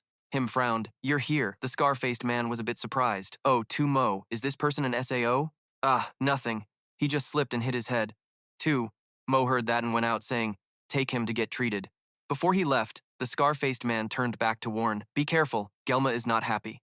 Mo replied, "Thanks, I'll try not to make mistakes." Mo arrived at a tent where Gelma was cleaning his weapon. Seeing Mo, he asked, "Here to watch the battle?" Mo didn't answer but questioned him. "Don't you think you're too harsh on your people?" Gelma calmly replied, "It's just discipline, nothing more." Mo asked irritably, "Then why did you ignore me? Am I nothing?" Gelma was speechless and couldn't answer. Mo continued, "Gem, I don't want to be Verg's successor. Do I have any other choice?" "Tell me," Gelma replied irritably. "You can refuse." A conflict erupted between Mo and Gelma. Mo frowned. "Do you really think Verg will accept that? If you were him, would you accept it?" "No. I don't want to lose you." Gelma was furious and shouted at him, "You want me to ignore Verg's attack order?" Mo immediately exploded with anger and shouted at him, "Don't play dumb. We all know what I'm talking about." Gelma looked at him coldly. "Of course he knows. Why else would he send me here? This whole campaign was to eliminate me from the start. If I win, my troops will be injured, and I can't challenge him. If I lose too," Mo interrupted, "then go to him and beg for forgiveness. Say you will be loyal." Suddenly Gelma softened and gently patted Mo's head. Mo, do you forget what SH said? One king leads to glory, but two will only bring tragedy." Suddenly, a soldier shouted, "Commander, the troops are ready." Gelma put on his armor and instructed Mo, "No matter what you and Verg think, I'm not stupid. My scouts report every movement in the game to me. This will be over before noon." Him then said to Lep Gelma, who didn't understand anything. Mo said, "Let him know my spy says that currently he is claiming to be Lep. Last night he was blessed by the priestess of Jaja with the title Lep the Liberator." Gelma said with a disdainful tone. "Really? The Liberator is pathetic." Mo reminded him, "Tell your scout to be more careful." "That might not be the only surprise he's hiding," Gelma said confidently. "He could be blessed by the gods hundreds of times." "I don't care either. My victory is inevitable because I follow the path of SH. Mo doubted. "You still believe that, right? You still think you'll become the next SAO?" Gelma said reluctantly. "But you still refuse to believe." Mo said enviously, "The SH legend is just a myth, a character in stories only. You really believe there was once a small monster who conquered all the tribes in the forest and founded a great clan, consisting of hundreds of tribes? SAO, what about him suddenly, growing stronger and changing form after every few battles? SAO is not just big muscles, but also grows in size and strength with each new battle," Gelma said with determination. "Nothing is impossible for those chosen by the gods." Mo still tried to persuade, "Then why is there nothing left of SAO? If he was so great and unified everything, then where is all that?" Gelma then said to Mo, "I thought you were familiar with your own history. After his children poisoned him, they fought each other until almost nothing remained. And no one can restore the ancient secrets because the monster is always in a state of battle. We need a new legend to recreate the world. 2. Mo looked at Gelma, who had finished preparing his weapons, and asked, "So will that be you? SAO will fight VG? You will fight him?" Gelma lifted the curtain and said while walking, "The world must change. Him. And I don't care who I have to step over to do it." Out of the tent, Gelma raised his weapon high and shouted, "All right, everyone, it's time to crush some little bugs. We only have 10 days before the expedition, so let's finish this quickly and go home. Ready?" The soldiers shouted in unison, "Yes, Commander!" Tumo silently watched Gelma's back as he left, tears falling. Silently praying, "Take care, brother. May SH protect you." Gelma looked straight ahead, leading the fierce army forward. Suddenly, he raised his hand and signaled the soldiers to halt. A man ran up to report to the commander. "They have set up obstacles at the end of the cave, just a few hundred kilometers away." Aquilus is a unit of measurement used by the Goblin tribe, named after the ancient armored warriors of legend, AN Iron, all about 2 meters tall. Gelma asked his subordinate how many there were. He replied, "I saw about 20, sir." Gelma silently calculated, "There must be at least 30 there." He asked again and learned from other scouts that all the side caves were blocked. The few houses around the cave's edge only had old people and children hiding inside, scared. Hearing this, Gelma laughed loudly with pride. "Good, we need witnesses for what will happen here today." Suddenly a report came from behind us. Gelma turned to see the Virgo army advancing. Seeing this, the subordinate with the helmet said to the one who reported, "Fool, he's here to ensure we fight and win. If not, then what else?" Then he hesitated and said to Gelma, "If so, then the SAO commander won't join the game." He chuckled softly. "Clever idea. Now get another 300 armed men. Maybe this battle will be balanced." Seeing everyone silent and looking at each other, Gelma shouted loudly, "Sao, why the long face? He's here to witness our victory." "Do you really think we'll lose to some nobody and a bunch of dirt diggers?" The soldiers looked at each other awkwardly, then simultaneously raised their weapons and shouted loudly, "No, sir." Seeing that, Gelma was very excited. "That's the spirit. Now let's show VG what we can do." On the game army's side, Vaughn looked toward the other side and reported, "Sir, they have stopped advancing." Gen replied, "I see." Vaughn seemed to say it's time to rest. Vaughn caught Gen's weapon and asked, "Are you really going to SAO?" Gen calmly replied, "Where else but SAO? That's tradition, isn't it?" Vaughn wondered. "Isn't that a waste of time? SAO, I mean, they will attack us anyway." Jealousy looks even more rigid if one wants to lead others. There is one thing to remember. The battle's outcome is decided before it even begins. This is a golden opportunity to improve our chances of winning, he said while moving forward. "So how will you do it, Vaughn?" Game responded by making him want to drink my blood. At the same time, Gelma was also heading towards Game. He spoke first. "You are Game?" "Humph, I thought it would be AI. Impressive, not a shorty like that," Game said coldly. "I prefer to be called Lep. And you are?" Master Game doesn't know his own name. Gelma looked even more arrogant. "You don't know I am AI, huh? You are even more foolish than you look. My name is Gelma, and I will be the one to finish you." Game was not ordinary either. He looked at him with contempt. "So that's all VG thinks I deserve?" He turned back and said to his master, "Send OS. One loser or Hymo here." Saying that, Game turned and waved his hand, signaling, "You're not worth my time." Gelma clenched his teeth in anger, his hand gripping tightly. "You pathetic insect." Suddenly he paused, then laughed loudly. Game turned back. "What's so funny?" Gelma said with satisfaction. "You came here with childish tricks? When I crush the rats you gather, I will ask my new slaves what made you become like this. Then I will make them compose a legendary song, telling the story of a foolish weakling crushed under my boot." Suddenly he was startled. His pupils shrank as he saw Game before him with the aura of a god. Gelma just turned and said, "Pray for forgiveness from any god you believe in, because you will get nothing from me." Gelma returned to his troops with suspicion. "What did I just see?" Then he reassured himself. "No, it's nothing." Then he shouted loudly, "I will reward anyone who brings me the head of that brat." Gelma's troops charged towards Game's troops. Gelma shouted, "Advance! The first person to break through the barrier will receive 20 merits from me." Suddenly, bullets flew toward Gelma's legion, surprising him. "What? What is that?" Many of his soldiers were hit by bullets without time to react, causing him to halt his troops. In contrast, looking at Game, he was very calm, standing with arms crossed, making Gelma even more frustrated. He gripped his weapon tightly and charged forward, ignoring Vaughn, who continued moving. The soldiers comforted each other. "They're just slingshots, don't slow down, everyone!" Gelma shouted, charging to crush them all. Meanwhile, Game was still calmly standing high above, watching them crazily advance. Vaughn spoke. "Sir, I think we have angered them. Everything seemed to be going according to Game's plan." He jumped down and said to Vaughn, "Good, Vaughn. Tell the archers to shoot slingshots and retreat when out of ammo, and remind them to watch the guideposts. Have the spearmen protect the barrier as long as possible. It's time to prepare for the next phase." Meanwhile, Gelma thought, "They really think this scrap metal can stop me?" Then he ordered his soldiers to show no mercy. A soldier under Gelma broke through the shield of Game's army, excitedly climbing up. "Come on, fresh meat, come back, it's dinner time." Suddenly, he looked down and saw a rope, picked it up and wondered, "Huh? What is this? Seeing that, Game ordered his troops to retreat. Gelma still stood there watching the battle, unaware that Good Game, his subordinate, reported. Commander VG is watching us. Gelma ignored his subordinate's words, still full of arrogance. Turning back, he said to his father, Father, enjoy the show. Your turn will come soon, father. Suddenly, a huge fire broke out. All his soldiers were engulfed in flames. Only then did he realize and shouted in despair. Soldier, what should we do, Commander? A huge fire covered the scene ahead. OS suddenly spoke. They have lost the advantage. Tumo, beside, immediately rebutted. They will take it back, OS. He sent people to get water and blankets from the houses. It's only a matter of time before they break the front line. Loser stood there mockingly. Pathetic teasing. Help the idiots, don't let the enemy escape. OS then pointed forward and said, No AI will escape, loser. Look. After looking in the direction of the hand beside him. No AI can escape. Loser, look now. After looking in the direction of the hand beside him, his eyes lit up with surprise. Mo also looked that way, his face showing astonishment. That was an army rushing from afar. Behind them carried a blazing fire, approaching this place. Suddenly, one of them shouted, Jack's army. OS stood there mumbling, Jack will crush him if he dares to run away. Lut was beside him, mocking him. This is no different from a trap. AI, want to bet? I put 20 on that brat. Mo seemed unable to tolerate his annoying attitude. He shouted, Disgusting! This is our brother's life, and you're betting recklessly, you fool. 2. Mo didn't seem to care much and just smiled. You're the one who doesn't trust our brother. But OS said, I need some bonus points. 20 on Gelma. 2. Mo also refused to lose and quickly responded. All right, 20 from me too. Loser finished calculating and laughed gleefully. Great, they're starting to move again. Over there, the subordinates were talking to Gelma, the commander. We have taken special items from their houses. He pushed the fire item forward while speaking. Good, use it as a shield and barricade. We'll have more ammo, one of them said urgently. We should do something to break through that defense layer. Gelma suddenly felt confident he would win and shouted loudly, Pathetic. All we're doing is playing hide and seek.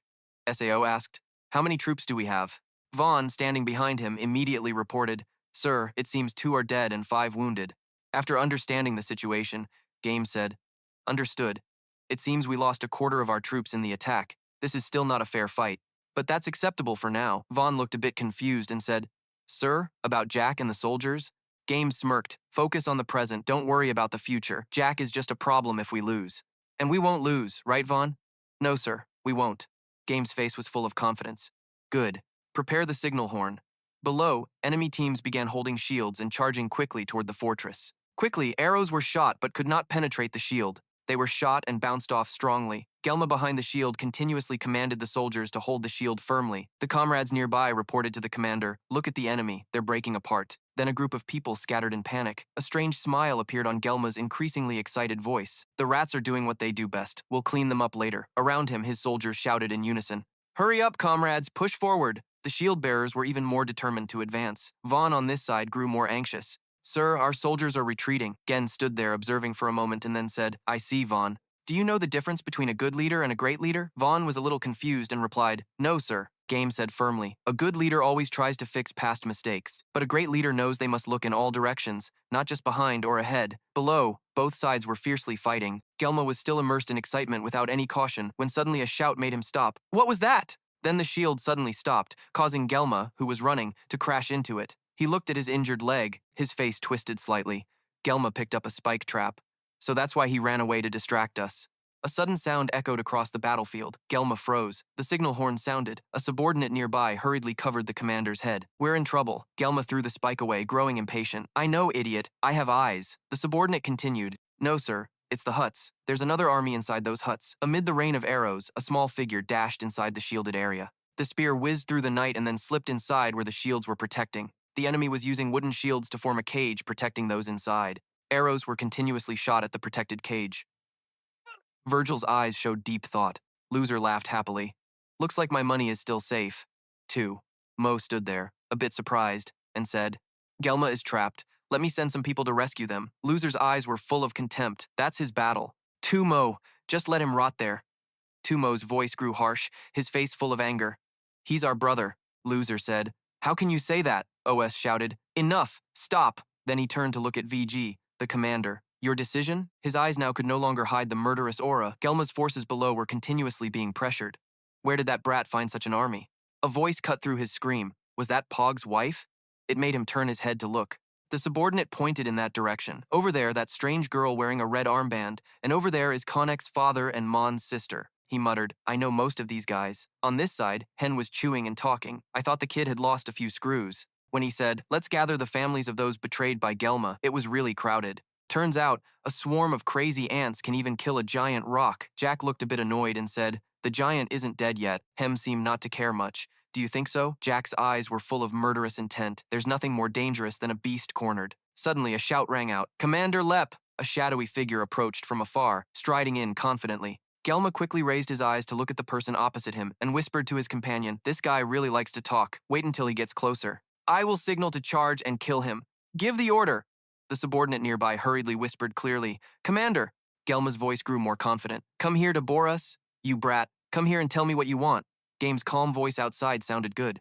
But I'm not here to talk to you. Gelma's eyes grew angrier. What? Game, continue. I'm here to talk to your people. Then he shouted loudly, everyone listen, this is not your battle. Everyone at the scene looked confused, glancing at each other. Game's voice grew louder as he began to explain. The Greens only want us to fight each other to drain our strength. The best among us die by the sword, killing each other while they laugh and enjoy the sunlight above. You are not my enemies. You are my brothers, and I don't want to harm any of you. I know you were forced to be here. I know you don't want to be here, nor to die here for those who don't care about your lives. I'm here to say that anyone who lays down their weapons will be free and keep their life. His words made Gelma feel threatened. He shouted back, that will never happen. If we lay down our weapons, you will kill us all. Everyone there seemed not to believe it and shouted, that's right. I'd rather drag you down with me than die without a fight. Gelma spoke arrogantly. You're wasting your breath, scum. Do you think OG will let us survive? Every member of OG's army must fight to the death. After hearing their words, Game shrugged as if indifferent. Maybe yes, maybe no. Have you ever wondered why? Today, they don't help you because they want Gelma to die. Gelma and all his followers. Game pointed to the soldiers far away. They didn't come to support you. They came to kill you. If you win, they are cleaning up. His hand pointed straight at UG, standing proudly there. And as long as Gelma lives, you will continue to be forced to fight and die because of him. So, from what I see, you only have two choices. Either all of you die, or Gelma dies. Game shrugged as if this was obvious. At that moment, fear appeared on Gelma's face.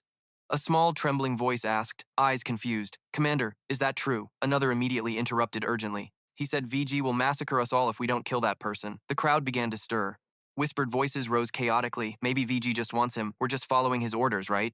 Gelma's eyes widened, his face pale from shock. No, never, he tried to shout over the noise. I'm carrying out SH's will. This is for all of you. Game crossed his arms, a contemptuous smile clear on his face. You mean for yourself? Gelma's veins bulged, his eyes bloodshot as he roared and swung his axe toward him. A trembling soldier stepped forward from the fifth row, hands gripping a metal bar. Gelma suddenly froze, eyes full of astonishment. He stared blankly, looking down at a metal bar that had pierced straight through Gelma's belly. He groaned and collapsed, his gaze vacant. Other soldiers stepped forward, still gripping their weapons tightly, voices trembling but firm. Sorry, Commander, I still have a child. It's your fault. Don't blame us. The next enlightened one said, right. Gelma gritted his teeth and tightened his axe handle. You. Fury exploded. He wildly swung the axe to strike the one who just said he would personally kill you all. Tears streamed down Gelma's cheeks as the light gradually faded from his wild eyes. So this is how you feel. In his dying moments, childhood memories suddenly flooded back. How could you do this to him? The cold swords plunged deep into his body, kneeling in a pool of blood. Son, sorry, father. A soldier in the fifth row kneeled on one knee. Decisively said, we surrender, sir. Gen and Vaughn simultaneously turned towards the sound of Verg advancing. A mighty legion gradually appeared from afar. The leader walked with proud and cold demeanor. He solemnly looked straight at him, eyes deep. Two kneeled before Gelma's corpse. Tears streaming, he tightly gripped the sword, eyes full of hatred. I will kill you all, starting with you. Just as two were about to rush forward, a deep voice echoed from behind. Wait, he startled and turned around, eyes wide. Father, that bastard. VG calmly, cold eyes pointed forward. Two panicked and looked back. Behind him, a mighty army silently awaited orders. Gen squinted, eyes glowing ominously. He silently pondered for a long time, then turned and waved a hand signaling the entire army to retreat. He gritted his teeth and finally turned away, but didn't forget to glance back with a hateful look. He shrugged, a smirk forming into an arrogant smile. His army gradually disappeared behind the mist. Only silence remained. He curiously asked in a soft, slightly surprised voice. We won already, sir. Why then? Game stared straight ahead in a low voice. This is just a small skirmish. Vaughn said this is not the end of the war. Next time it won't be easy. And Vaughn spread his hands trying to persuade. I think not. But today we won, sir. That's worth noting too. He closed his eyes and smiled faintly. You're right. It's worth it. Bring out the wine for everyone. They deserve it. He smiled brightly and saluted in a military style. A loud, clear voice called out, "Sir!" The atmosphere was lively, but before it could spread, another voice hurriedly interrupted. "Sir, we're in trouble." Both immediately turned around. The soldier, panting quickly, said, "Jack's men are stealing all the general's strategies while the clans are trying to kill all the prisoners." The crowd surrounded the corpses on the ground continuously. 6. Game rushed forward. Cold command voice, "Stop what you're doing immediately." A squatting guy sneered without looking at him and replied disdainfully, "Get lost, brat. We're just cleaning up your mess." Game tilted his head, hand on spear shaft, serious voice, "This is my problem. I need to clean it up. Lead your soldiers away and don't come back until I and Rock reach an agreement." From afar came noisy footsteps. The guy gathered items into baskets and gave a low voice order. "Weak. Let this brat know who's boss here." The guy holding a dagger sneered, eyes gleaming. "You seem to have made quite a reputation, huh? Hand them over here or it won't be good." Then mixed footsteps sounded rapidly. He closed his eyes and sighed. Exhaustion clearly showed. Raising the spear to warn, "You don't want to do this." Wick smiled, preparing to withdraw his stick, replied disdainfully, "Fine then. Then I'll take them from your corpse."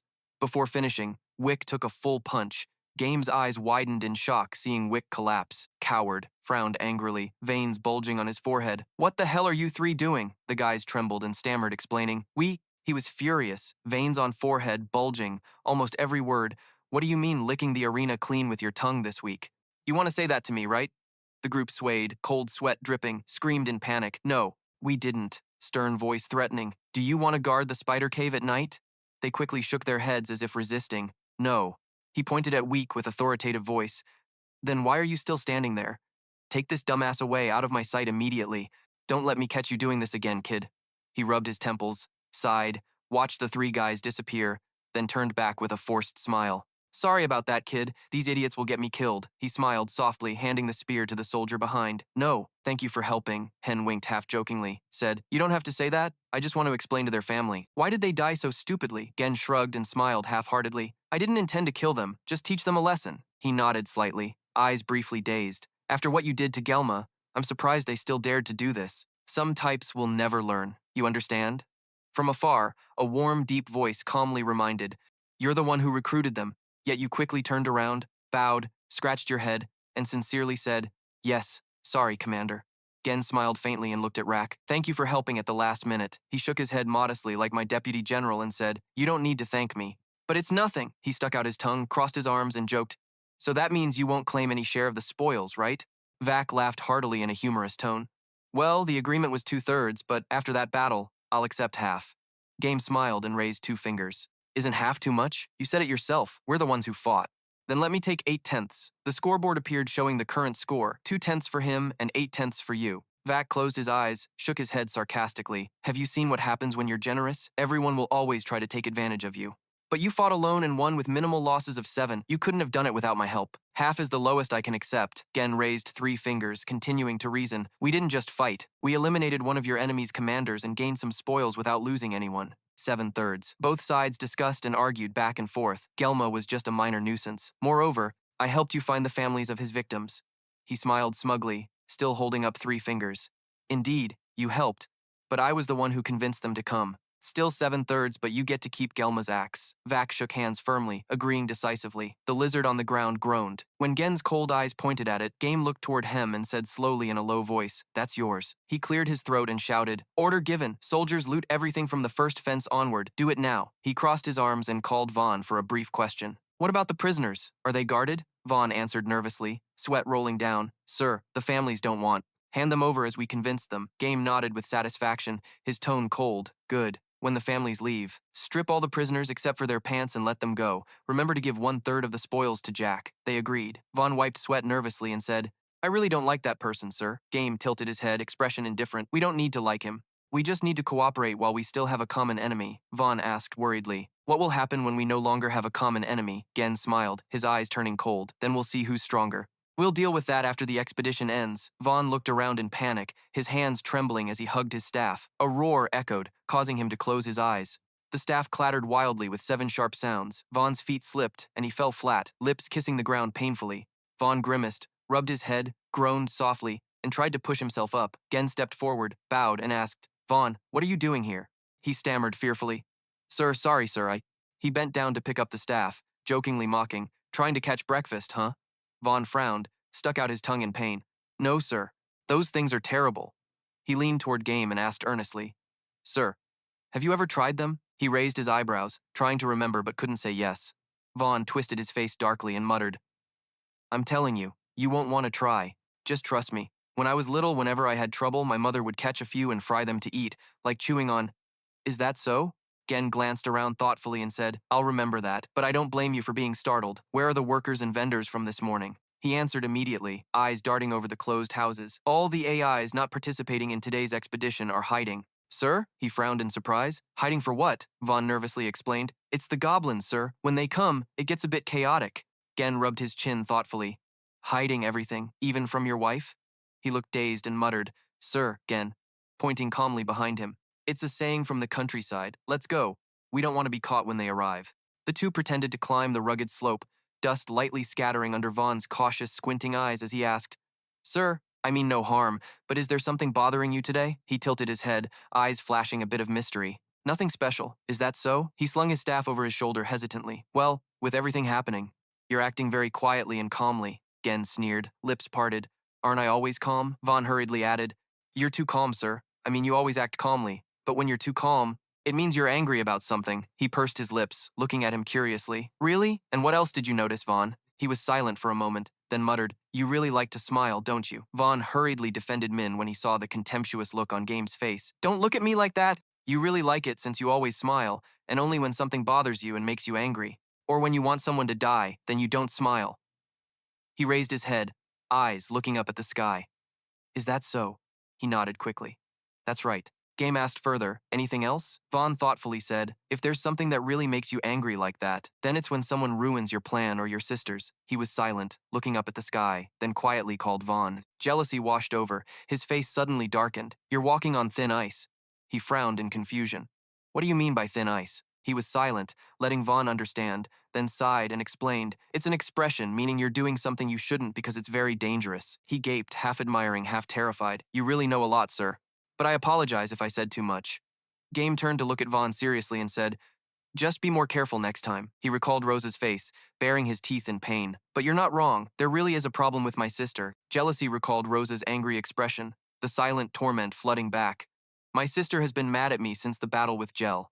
The image of her scolding without even fixing her face appeared. She thinks we can't avoid a fight with Verge now, and blames me for it. Vaughn hurriedly advised in a gentle tone, Sir, that's just her personality. She has been working to take care of both of you, with you using your merits to buy supplies and equipment for us. She must have faced quite a few difficulties, and everything is getting more expensive. Do you know why? But according to our sources, supplies from outside are decreasing. Something at the higher level is interfering with food supply. He spoke gravely and seriously. This is a problem because groups like ours, Jack's group and VG, pay their people with food, so if prices rise, maintaining control will become difficult. Listen carefully and report back to me if you hear anything when we arrive at the gathering area. He stepped quickly, anxious yet concerned. Yes, sir, but the two of them grew up together. That can't be the only problem, right? Jealousy frowned, his displeased face clear. Isn't he her fiancé?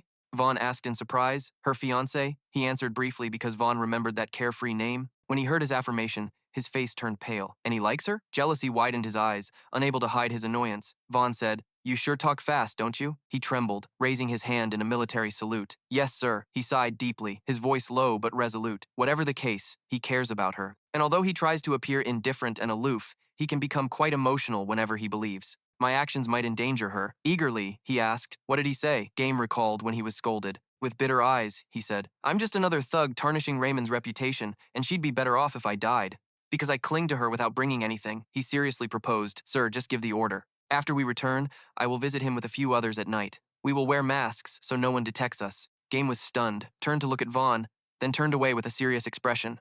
Vaughn, you must not do that. He hesitated, suspiciously asking, Are you sure, sir? Can't we just beat him a little to make sure? He smiled slightly, both contemptuous and sympathetic. Although I appreciate your enthusiasm and concern in protecting my honor, leave him alone. If something happens to me, I know she will be safely protected. Vaughn nodded, his face slightly less worried. Yes, sir, if you say so, I guess I understand what he thinks now. Game shook his head in exasperation. I understand too, but there are easier ways to enjoy a last meal before going into battle. The two stopped. He raised his head, looking ahead. We're here. Before them, a dense crowd was surging forward. The two lined up to pass through the city gate and enter. A voice rang out mockingly. Look at that guy. Kui stood there with crossed arms, a harsh expression. I heard you've been busy, kid. He panicked, covering his mouth. Isn't that your foster father? Jealousy frowned. I did what needed to be done. Kui looked at him seriously and attentively. But is that really the right thing to do? I don't mind you forming your own group, but don't you think you've crossed the line? How can you tell the guards instead of letting your men risk their lives? He hurriedly explained to reassure. We already told the guards. The supervisor frowned and spoke irritably. Then why did no one tell me this? He smiled slightly, calm expression. VG has the support of the nobles. Do you really think they will let you interfere? How? He was silent, frowned, arms crossed, looking down at the game, then slightly raised his head to look at Kui with determination. He closed his eyes, sighed. Then you are right. She asked further with a slightly uneasy expression, but let me ask you something, kid. Do you think the guard will be happy with what you have become? How? He bit his lip. Memories of his long-unseen father appeared. The father of the game frowned, his gentle but sharp words. I don't know what you will do in the future, but please don't disappoint him by becoming one of those monsters. All right, he smiled in response. What I will do in the future is to make this world a better place. I promise you and him. Kui waved his hand, his face finally relaxed. Just don't get yourself killed, that's all. Game turned around, optimistic voice calling him, Come on, Vaughn, let's go find them. The crowd gathered in the hall. The sound of footsteps and whispers formed a chaotic chorus as Game and Vaughn walked inside. Neatly dressed like two spears cutting through the sea of people, a sharp gaze paused slightly at a small detail. Someone was trying to sell an item in their hand, mumbling as if wanting to attract attention. He stepped over to them. Threatening attitude, go sell your junk somewhere else, or better yet, shove it down your throat, a guy interjected casually, mocking. Hey LQ, forgot the water bottle, and we're trying to find one for him. That price is good. A cold glare warned, use your brain, kid. That's a Barasa bottle. Their shells are too soft and will rot in a few days. You need to find an Opasa bottle for yourself. He rubbed the bottle at his side, proudly answering, this one has accompanied me on 2 expeditions. And it still hasn't leaked a single drop, Mon exclaimed, half joking, half worried. They will die within a week, just watch. He waved to the others, gently agreeing.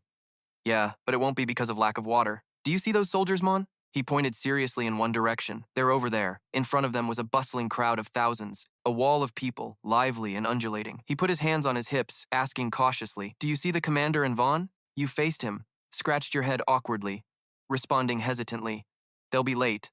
Lep lives far away near the supervisor's house. From afar, someone ran hurriedly with a panicked tone. Mon, we have trouble. Some of VG's men are causing problems with the group of rock now. She asked urgently, worry showing on her face. How bad is the situation? The other person gasped.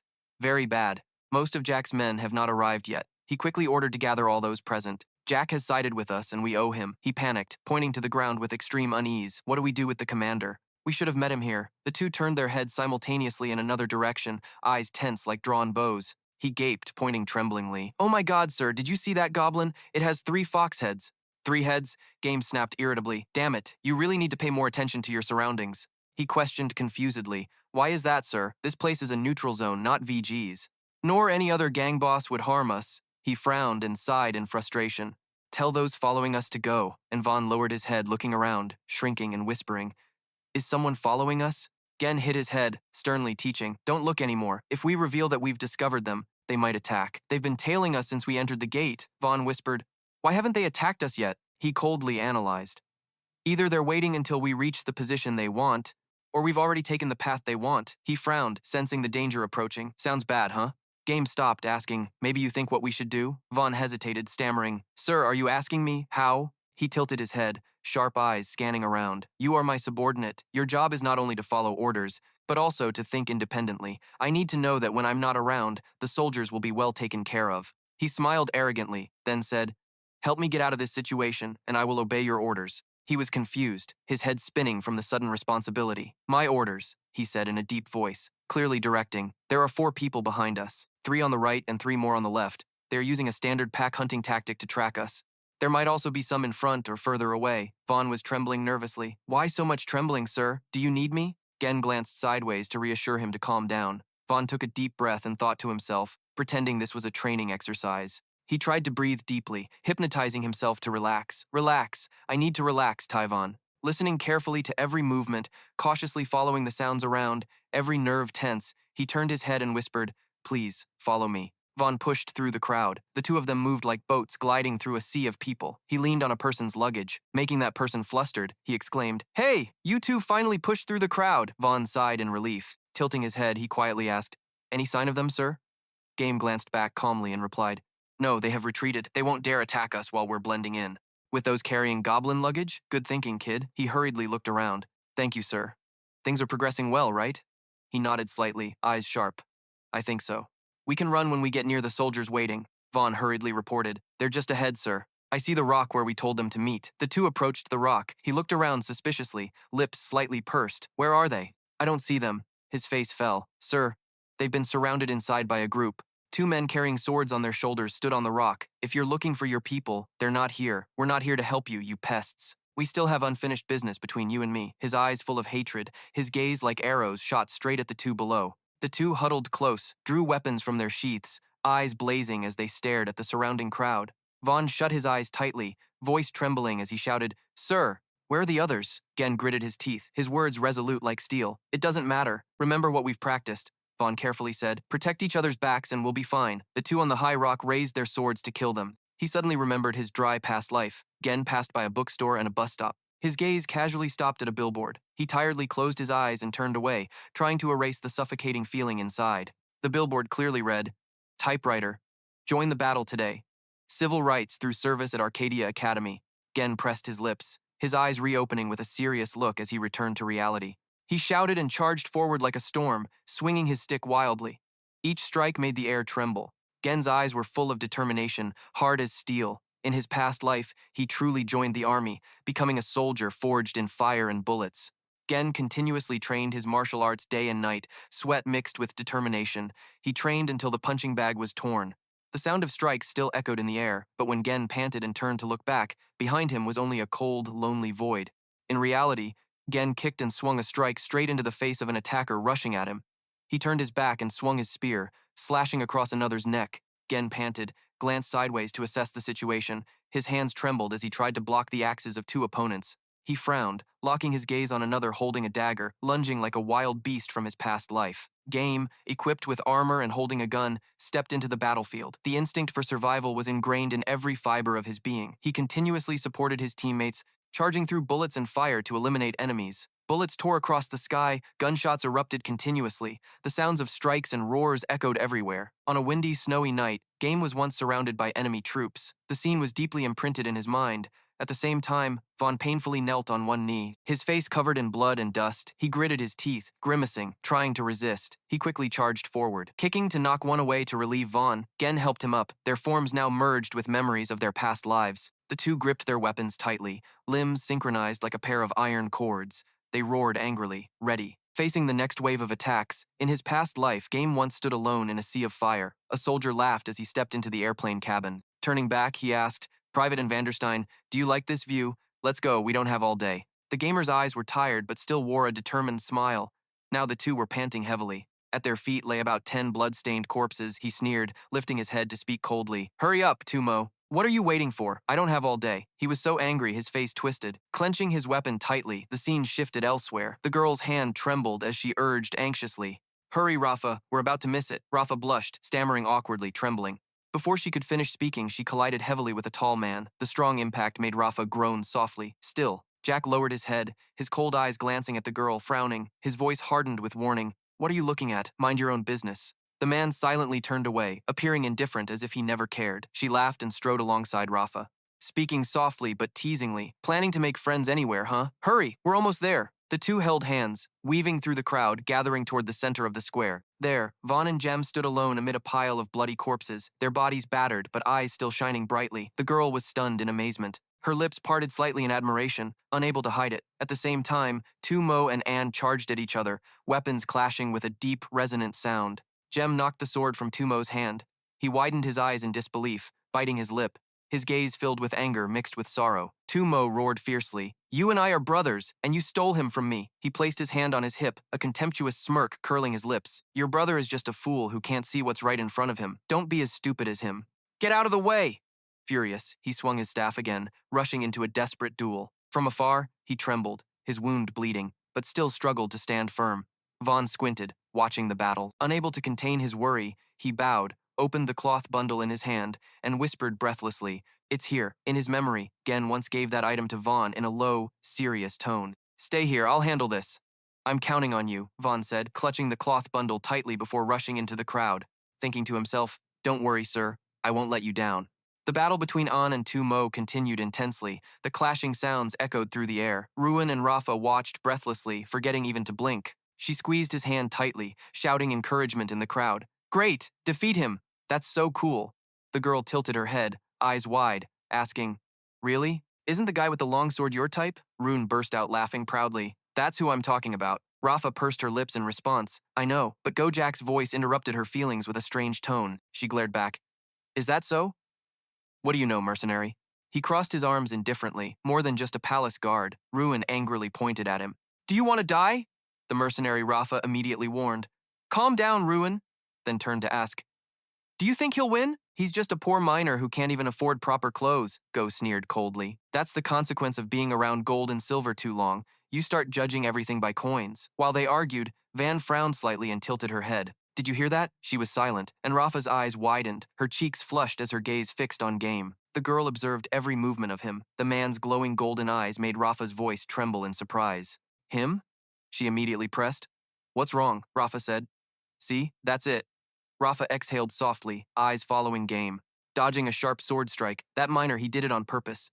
Ruin's eyes widened. You didn't see? No, I didn't see. Did he do it on purpose? At that moment, his forehead slammed hard against Tu Mo's, creating a sharp clashing sound.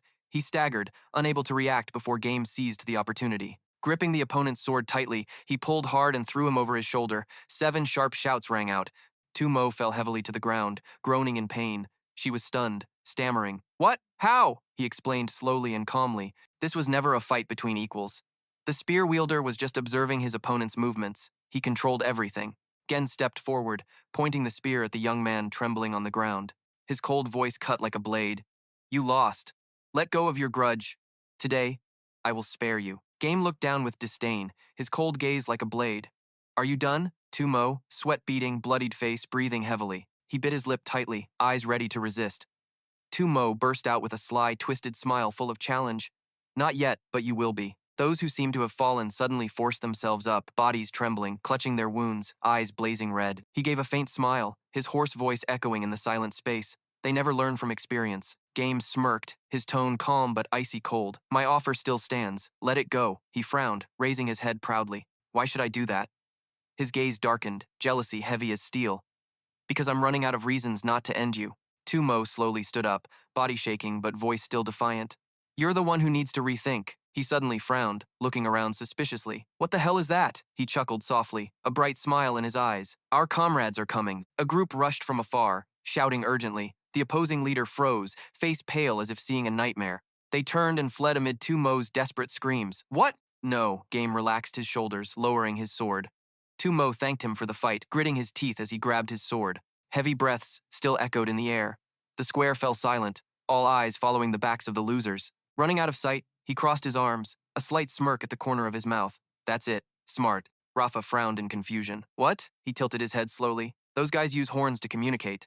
While this guy was fighting, his comrades called for backup. Ruin's eyes widened in admiration. The Reborn are really that smart, huh? Gojak glanced at her, a faint smile passing but clear. These guys have someone to think about that. Ruan was speechless, just standing silently as the wind blew. After a moment, she pulled her friend. Let's go, Rafa. It's no longer fun. Rafa nodded, but her gaze lingered on the battlefield across. Game's group embraced each other. Laughter erupted after moments of life and death. The smile on his lips was radiant, but his eyes still showed caution. The girl glanced at him once more, then turned her head softly. We should go now. Mon stepped forward, voice hoarse and low. I sent a few people to chase him. He waved his hand, telling them to return. Don't cause trouble when the goblins are here. It could bring disaster to all of us. He stroked his chin thoughtfully and slowly asked, Is that why you didn't kill him, sir? Jealous, he sneered half-jokingly. Yeah, just assume that. He looked up. Why didn't you come meet us here? He sighed, rubbing his neck tiredly. Some VG guys caused trouble for Jack's group, so we went to help. Nothing serious happened. He stroked his chin, eyes briefly thoughtful. But it was enough to pull you away. I think something happened. 2. James raised his horn upon hearing Vaughn's call. We returned as fast as possible. He squinted mockingly. You didn't leave a mess, did you? He shook his head slightly. No mess. And when Virgil's men retreated, Game smiled, tilting his head to look. That's good then. His eyes met Gojak suddenly. The atmosphere turned serious. Game quietly asked, How can I help you, sir? He smiled. I am Gojak. I want to compliment you on today's victory. I've been in many campaigns and never seen AI fight as well as you. Today I want to discuss your fighting style. He tilted his head slightly, eyes flashing curiosity. Many campaigns, you say? He nodded. Yes, across many lands. Game smiled broadly. Game went to find some mushroom wine. We shouldn't be so formal with guests. Both laughed, shaking hands firmly. He said, he and I have much to talk about. In the early days of the Ram era, the father of all fought enemies from the void. He fell, and the world plunged into chaos. But from a drop of his blood, a new god was born, Zera. She gathered the 10 fragments of Jom and forced the death god Dawn to reforge them. And she was appointed the greatest general after Jom's reincarnation. She reclaimed the land from the Voidborn and his minions. Bungu explained as the goddess of war. Like her, she stepped into hell to reclaim Jom's soul. We will enter hell to reclaim our inheritance. You may have heard this expedition is to destroy the hip, Lynx, and that's true. But it's not the whole truth. The truth is there are ancient treasures right beneath our feet. The treasure that others were too afraid to claim in the past. He clenched his hand tightly with determination. You are the lucky ones, the chosen ones today, because this expedition is not a hunt, but a plunder. We go down there to seize what belongs to us and enrich everyone. 4. Bungo tried to boost everyone's courage. Whether you are bogies, Burger Dark, or goblins, he raised his hand high. Each one of you will become a part of history. Follow me. We will fight, we will conquer, Bungu shouted, and we will win. He declared in the name of Jom. The expedition begins. The crowd below immediately shouted in unison. Jom, Game exclaimed. Not the worst speech I've ever heard.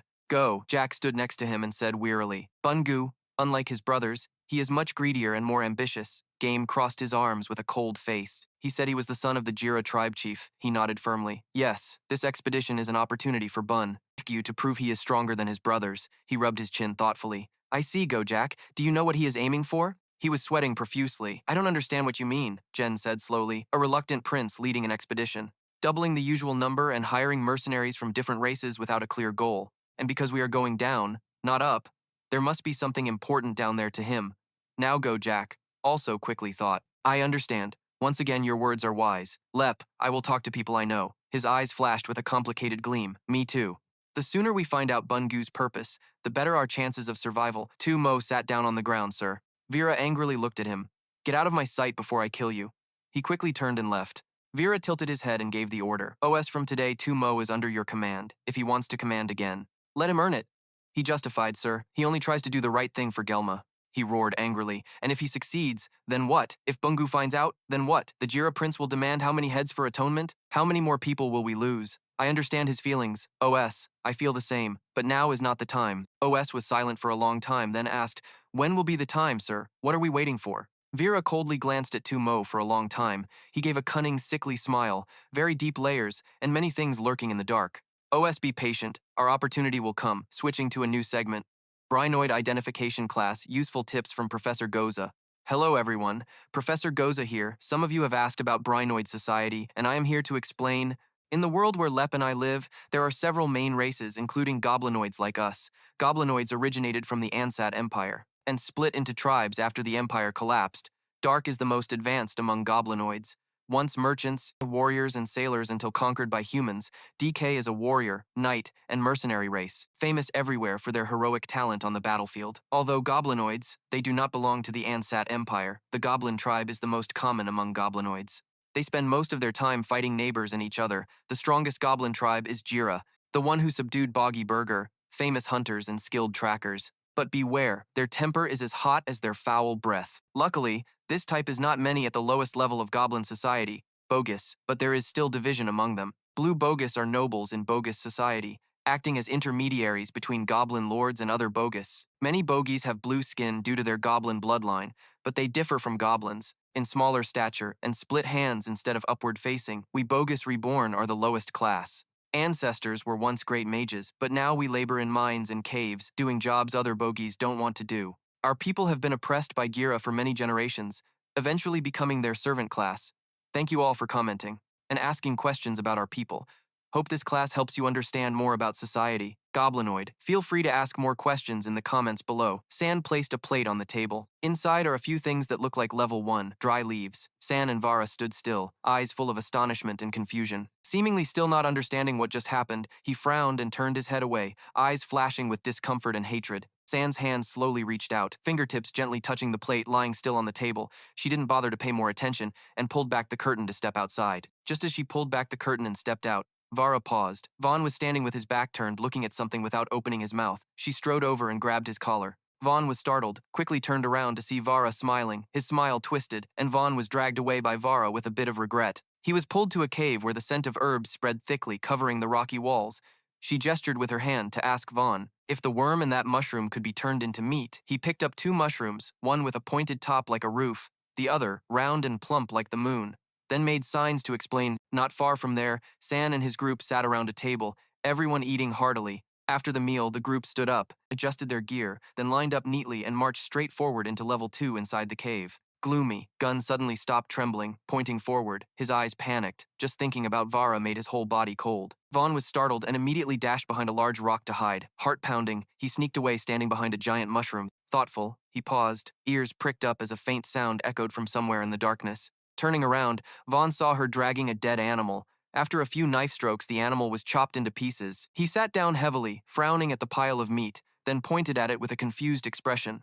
Finally, they stood by a pot of boiling water and put all the meat in to cook. Amidst the rising steam, the two looked at each other and smiled. When the meat was cooked, both picked a piece and put it in their mouths. Just after biting, their eyes simultaneously lit up. The scene shifted to a group of people wearing armor and carrying weapons on their shoulders, silently marching up a rocky slope at level BA. Just after eating, Vo made a sign, warning that anyone who dared to eat rat meat would be poisoned and die. As soon as he finished speaking, both jumped up immediately, shouting and chasing after a rat running wildly. After a few steps, both stopped. The rat had brought along a whole swarm surrounding the two. He sighed softly, glanced at her, his whole body dirty, then pointed to the other side. Vaughn stood at a distance, silently watching over Vara while she bathed. After bathing, Vara's whole body felt much lighter.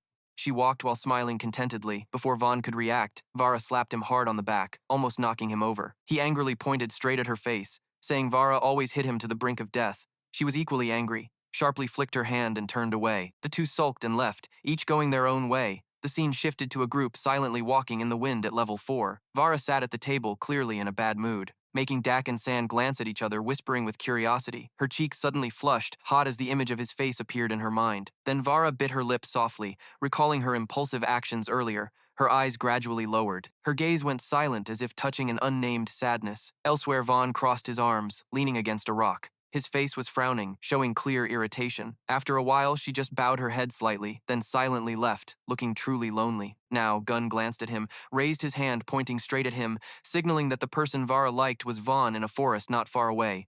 A roar echoed. A giant monster charged aggressively, attacking her group. Vara gritted her teeth, gathering all her strength, swung the sword fiercely. The blade gleamed, then plunged deep into the monster. Vara frowned, breathing heavily, trying to endure each sharp pain spreading throughout her body despite giving her all. The monster still stood firm, unharmed. At the moment, it raised its claw. A shadow suddenly rushed in from somewhere, pushing her away. It fell face down, dizzy. Vara's whole body was covered in the monster's saliva. She turned to look at Vaughn with a stunned expression. He laughed loudly, handed the knife back to Vara. She burst out laughing until tears streamed down when the monster collapsed. Vara just waved her hand, smiling at Vaughn before turning to leave. He raised his hand high, waving back with a smile still lingering on his lips. His eyes still followed her back, eyes wide, teeth clenched. The cloth on his face tightened as he struggled to endure the pain. His eyes rolled back, pupils revealed, his face distorted in extreme pain. The gaze stopped at his injured leg, bandaged and full of wounds. He stepped forward to comfort him, saying the leg would heal, to change the bandage and apply more Nako light on the burn wound. When the mist crystals turned blue to differentiate acid, the one being bandaged nodded respectfully. Yes, sir.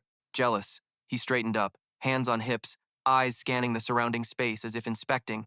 Looking at the motionless monster, he muttered in a low voice. What a waste, he quickly reported. Sir, I asked, but the doctors refused to come. They said taking care of Reborn is not their job unless the nobles request it. Hearing this, he frowned, crossed his arms, and knitted his brows. 2 months, 4 floors, over 100 dead. Those old men playing war games using these young men as pawns. Some things never change. Vaughn nodded. Yes, sir. But on the contrary, he shook his head coldly. He found it confusing and spoke up. Sir, Gil said, the supervisor wants us to start harvesting. They don't want to waste any more time on the injured. After hearing this, he silently massaged his temples, lost in thought. His gaze stopped on the injured group, each carefully bandaged. Right, it's time to harvest our 10 treasures. The Boga clan tirelessly digs tunnels. Most gray bogas are small and unsuitable for life in caves. He once wondered why goblins made them miners, he recalled when he first entered the cave as a child. Finally, he realized it was because of the beautiful mist crystals that Bog of Krisijan used for lighting. The old white-haired man slowly lifted the green stone, placing it gently into the box as if afraid of breaking it. In the dim light, a Bog quietly jumped up, hugging the pile of green stones to his chest, and the world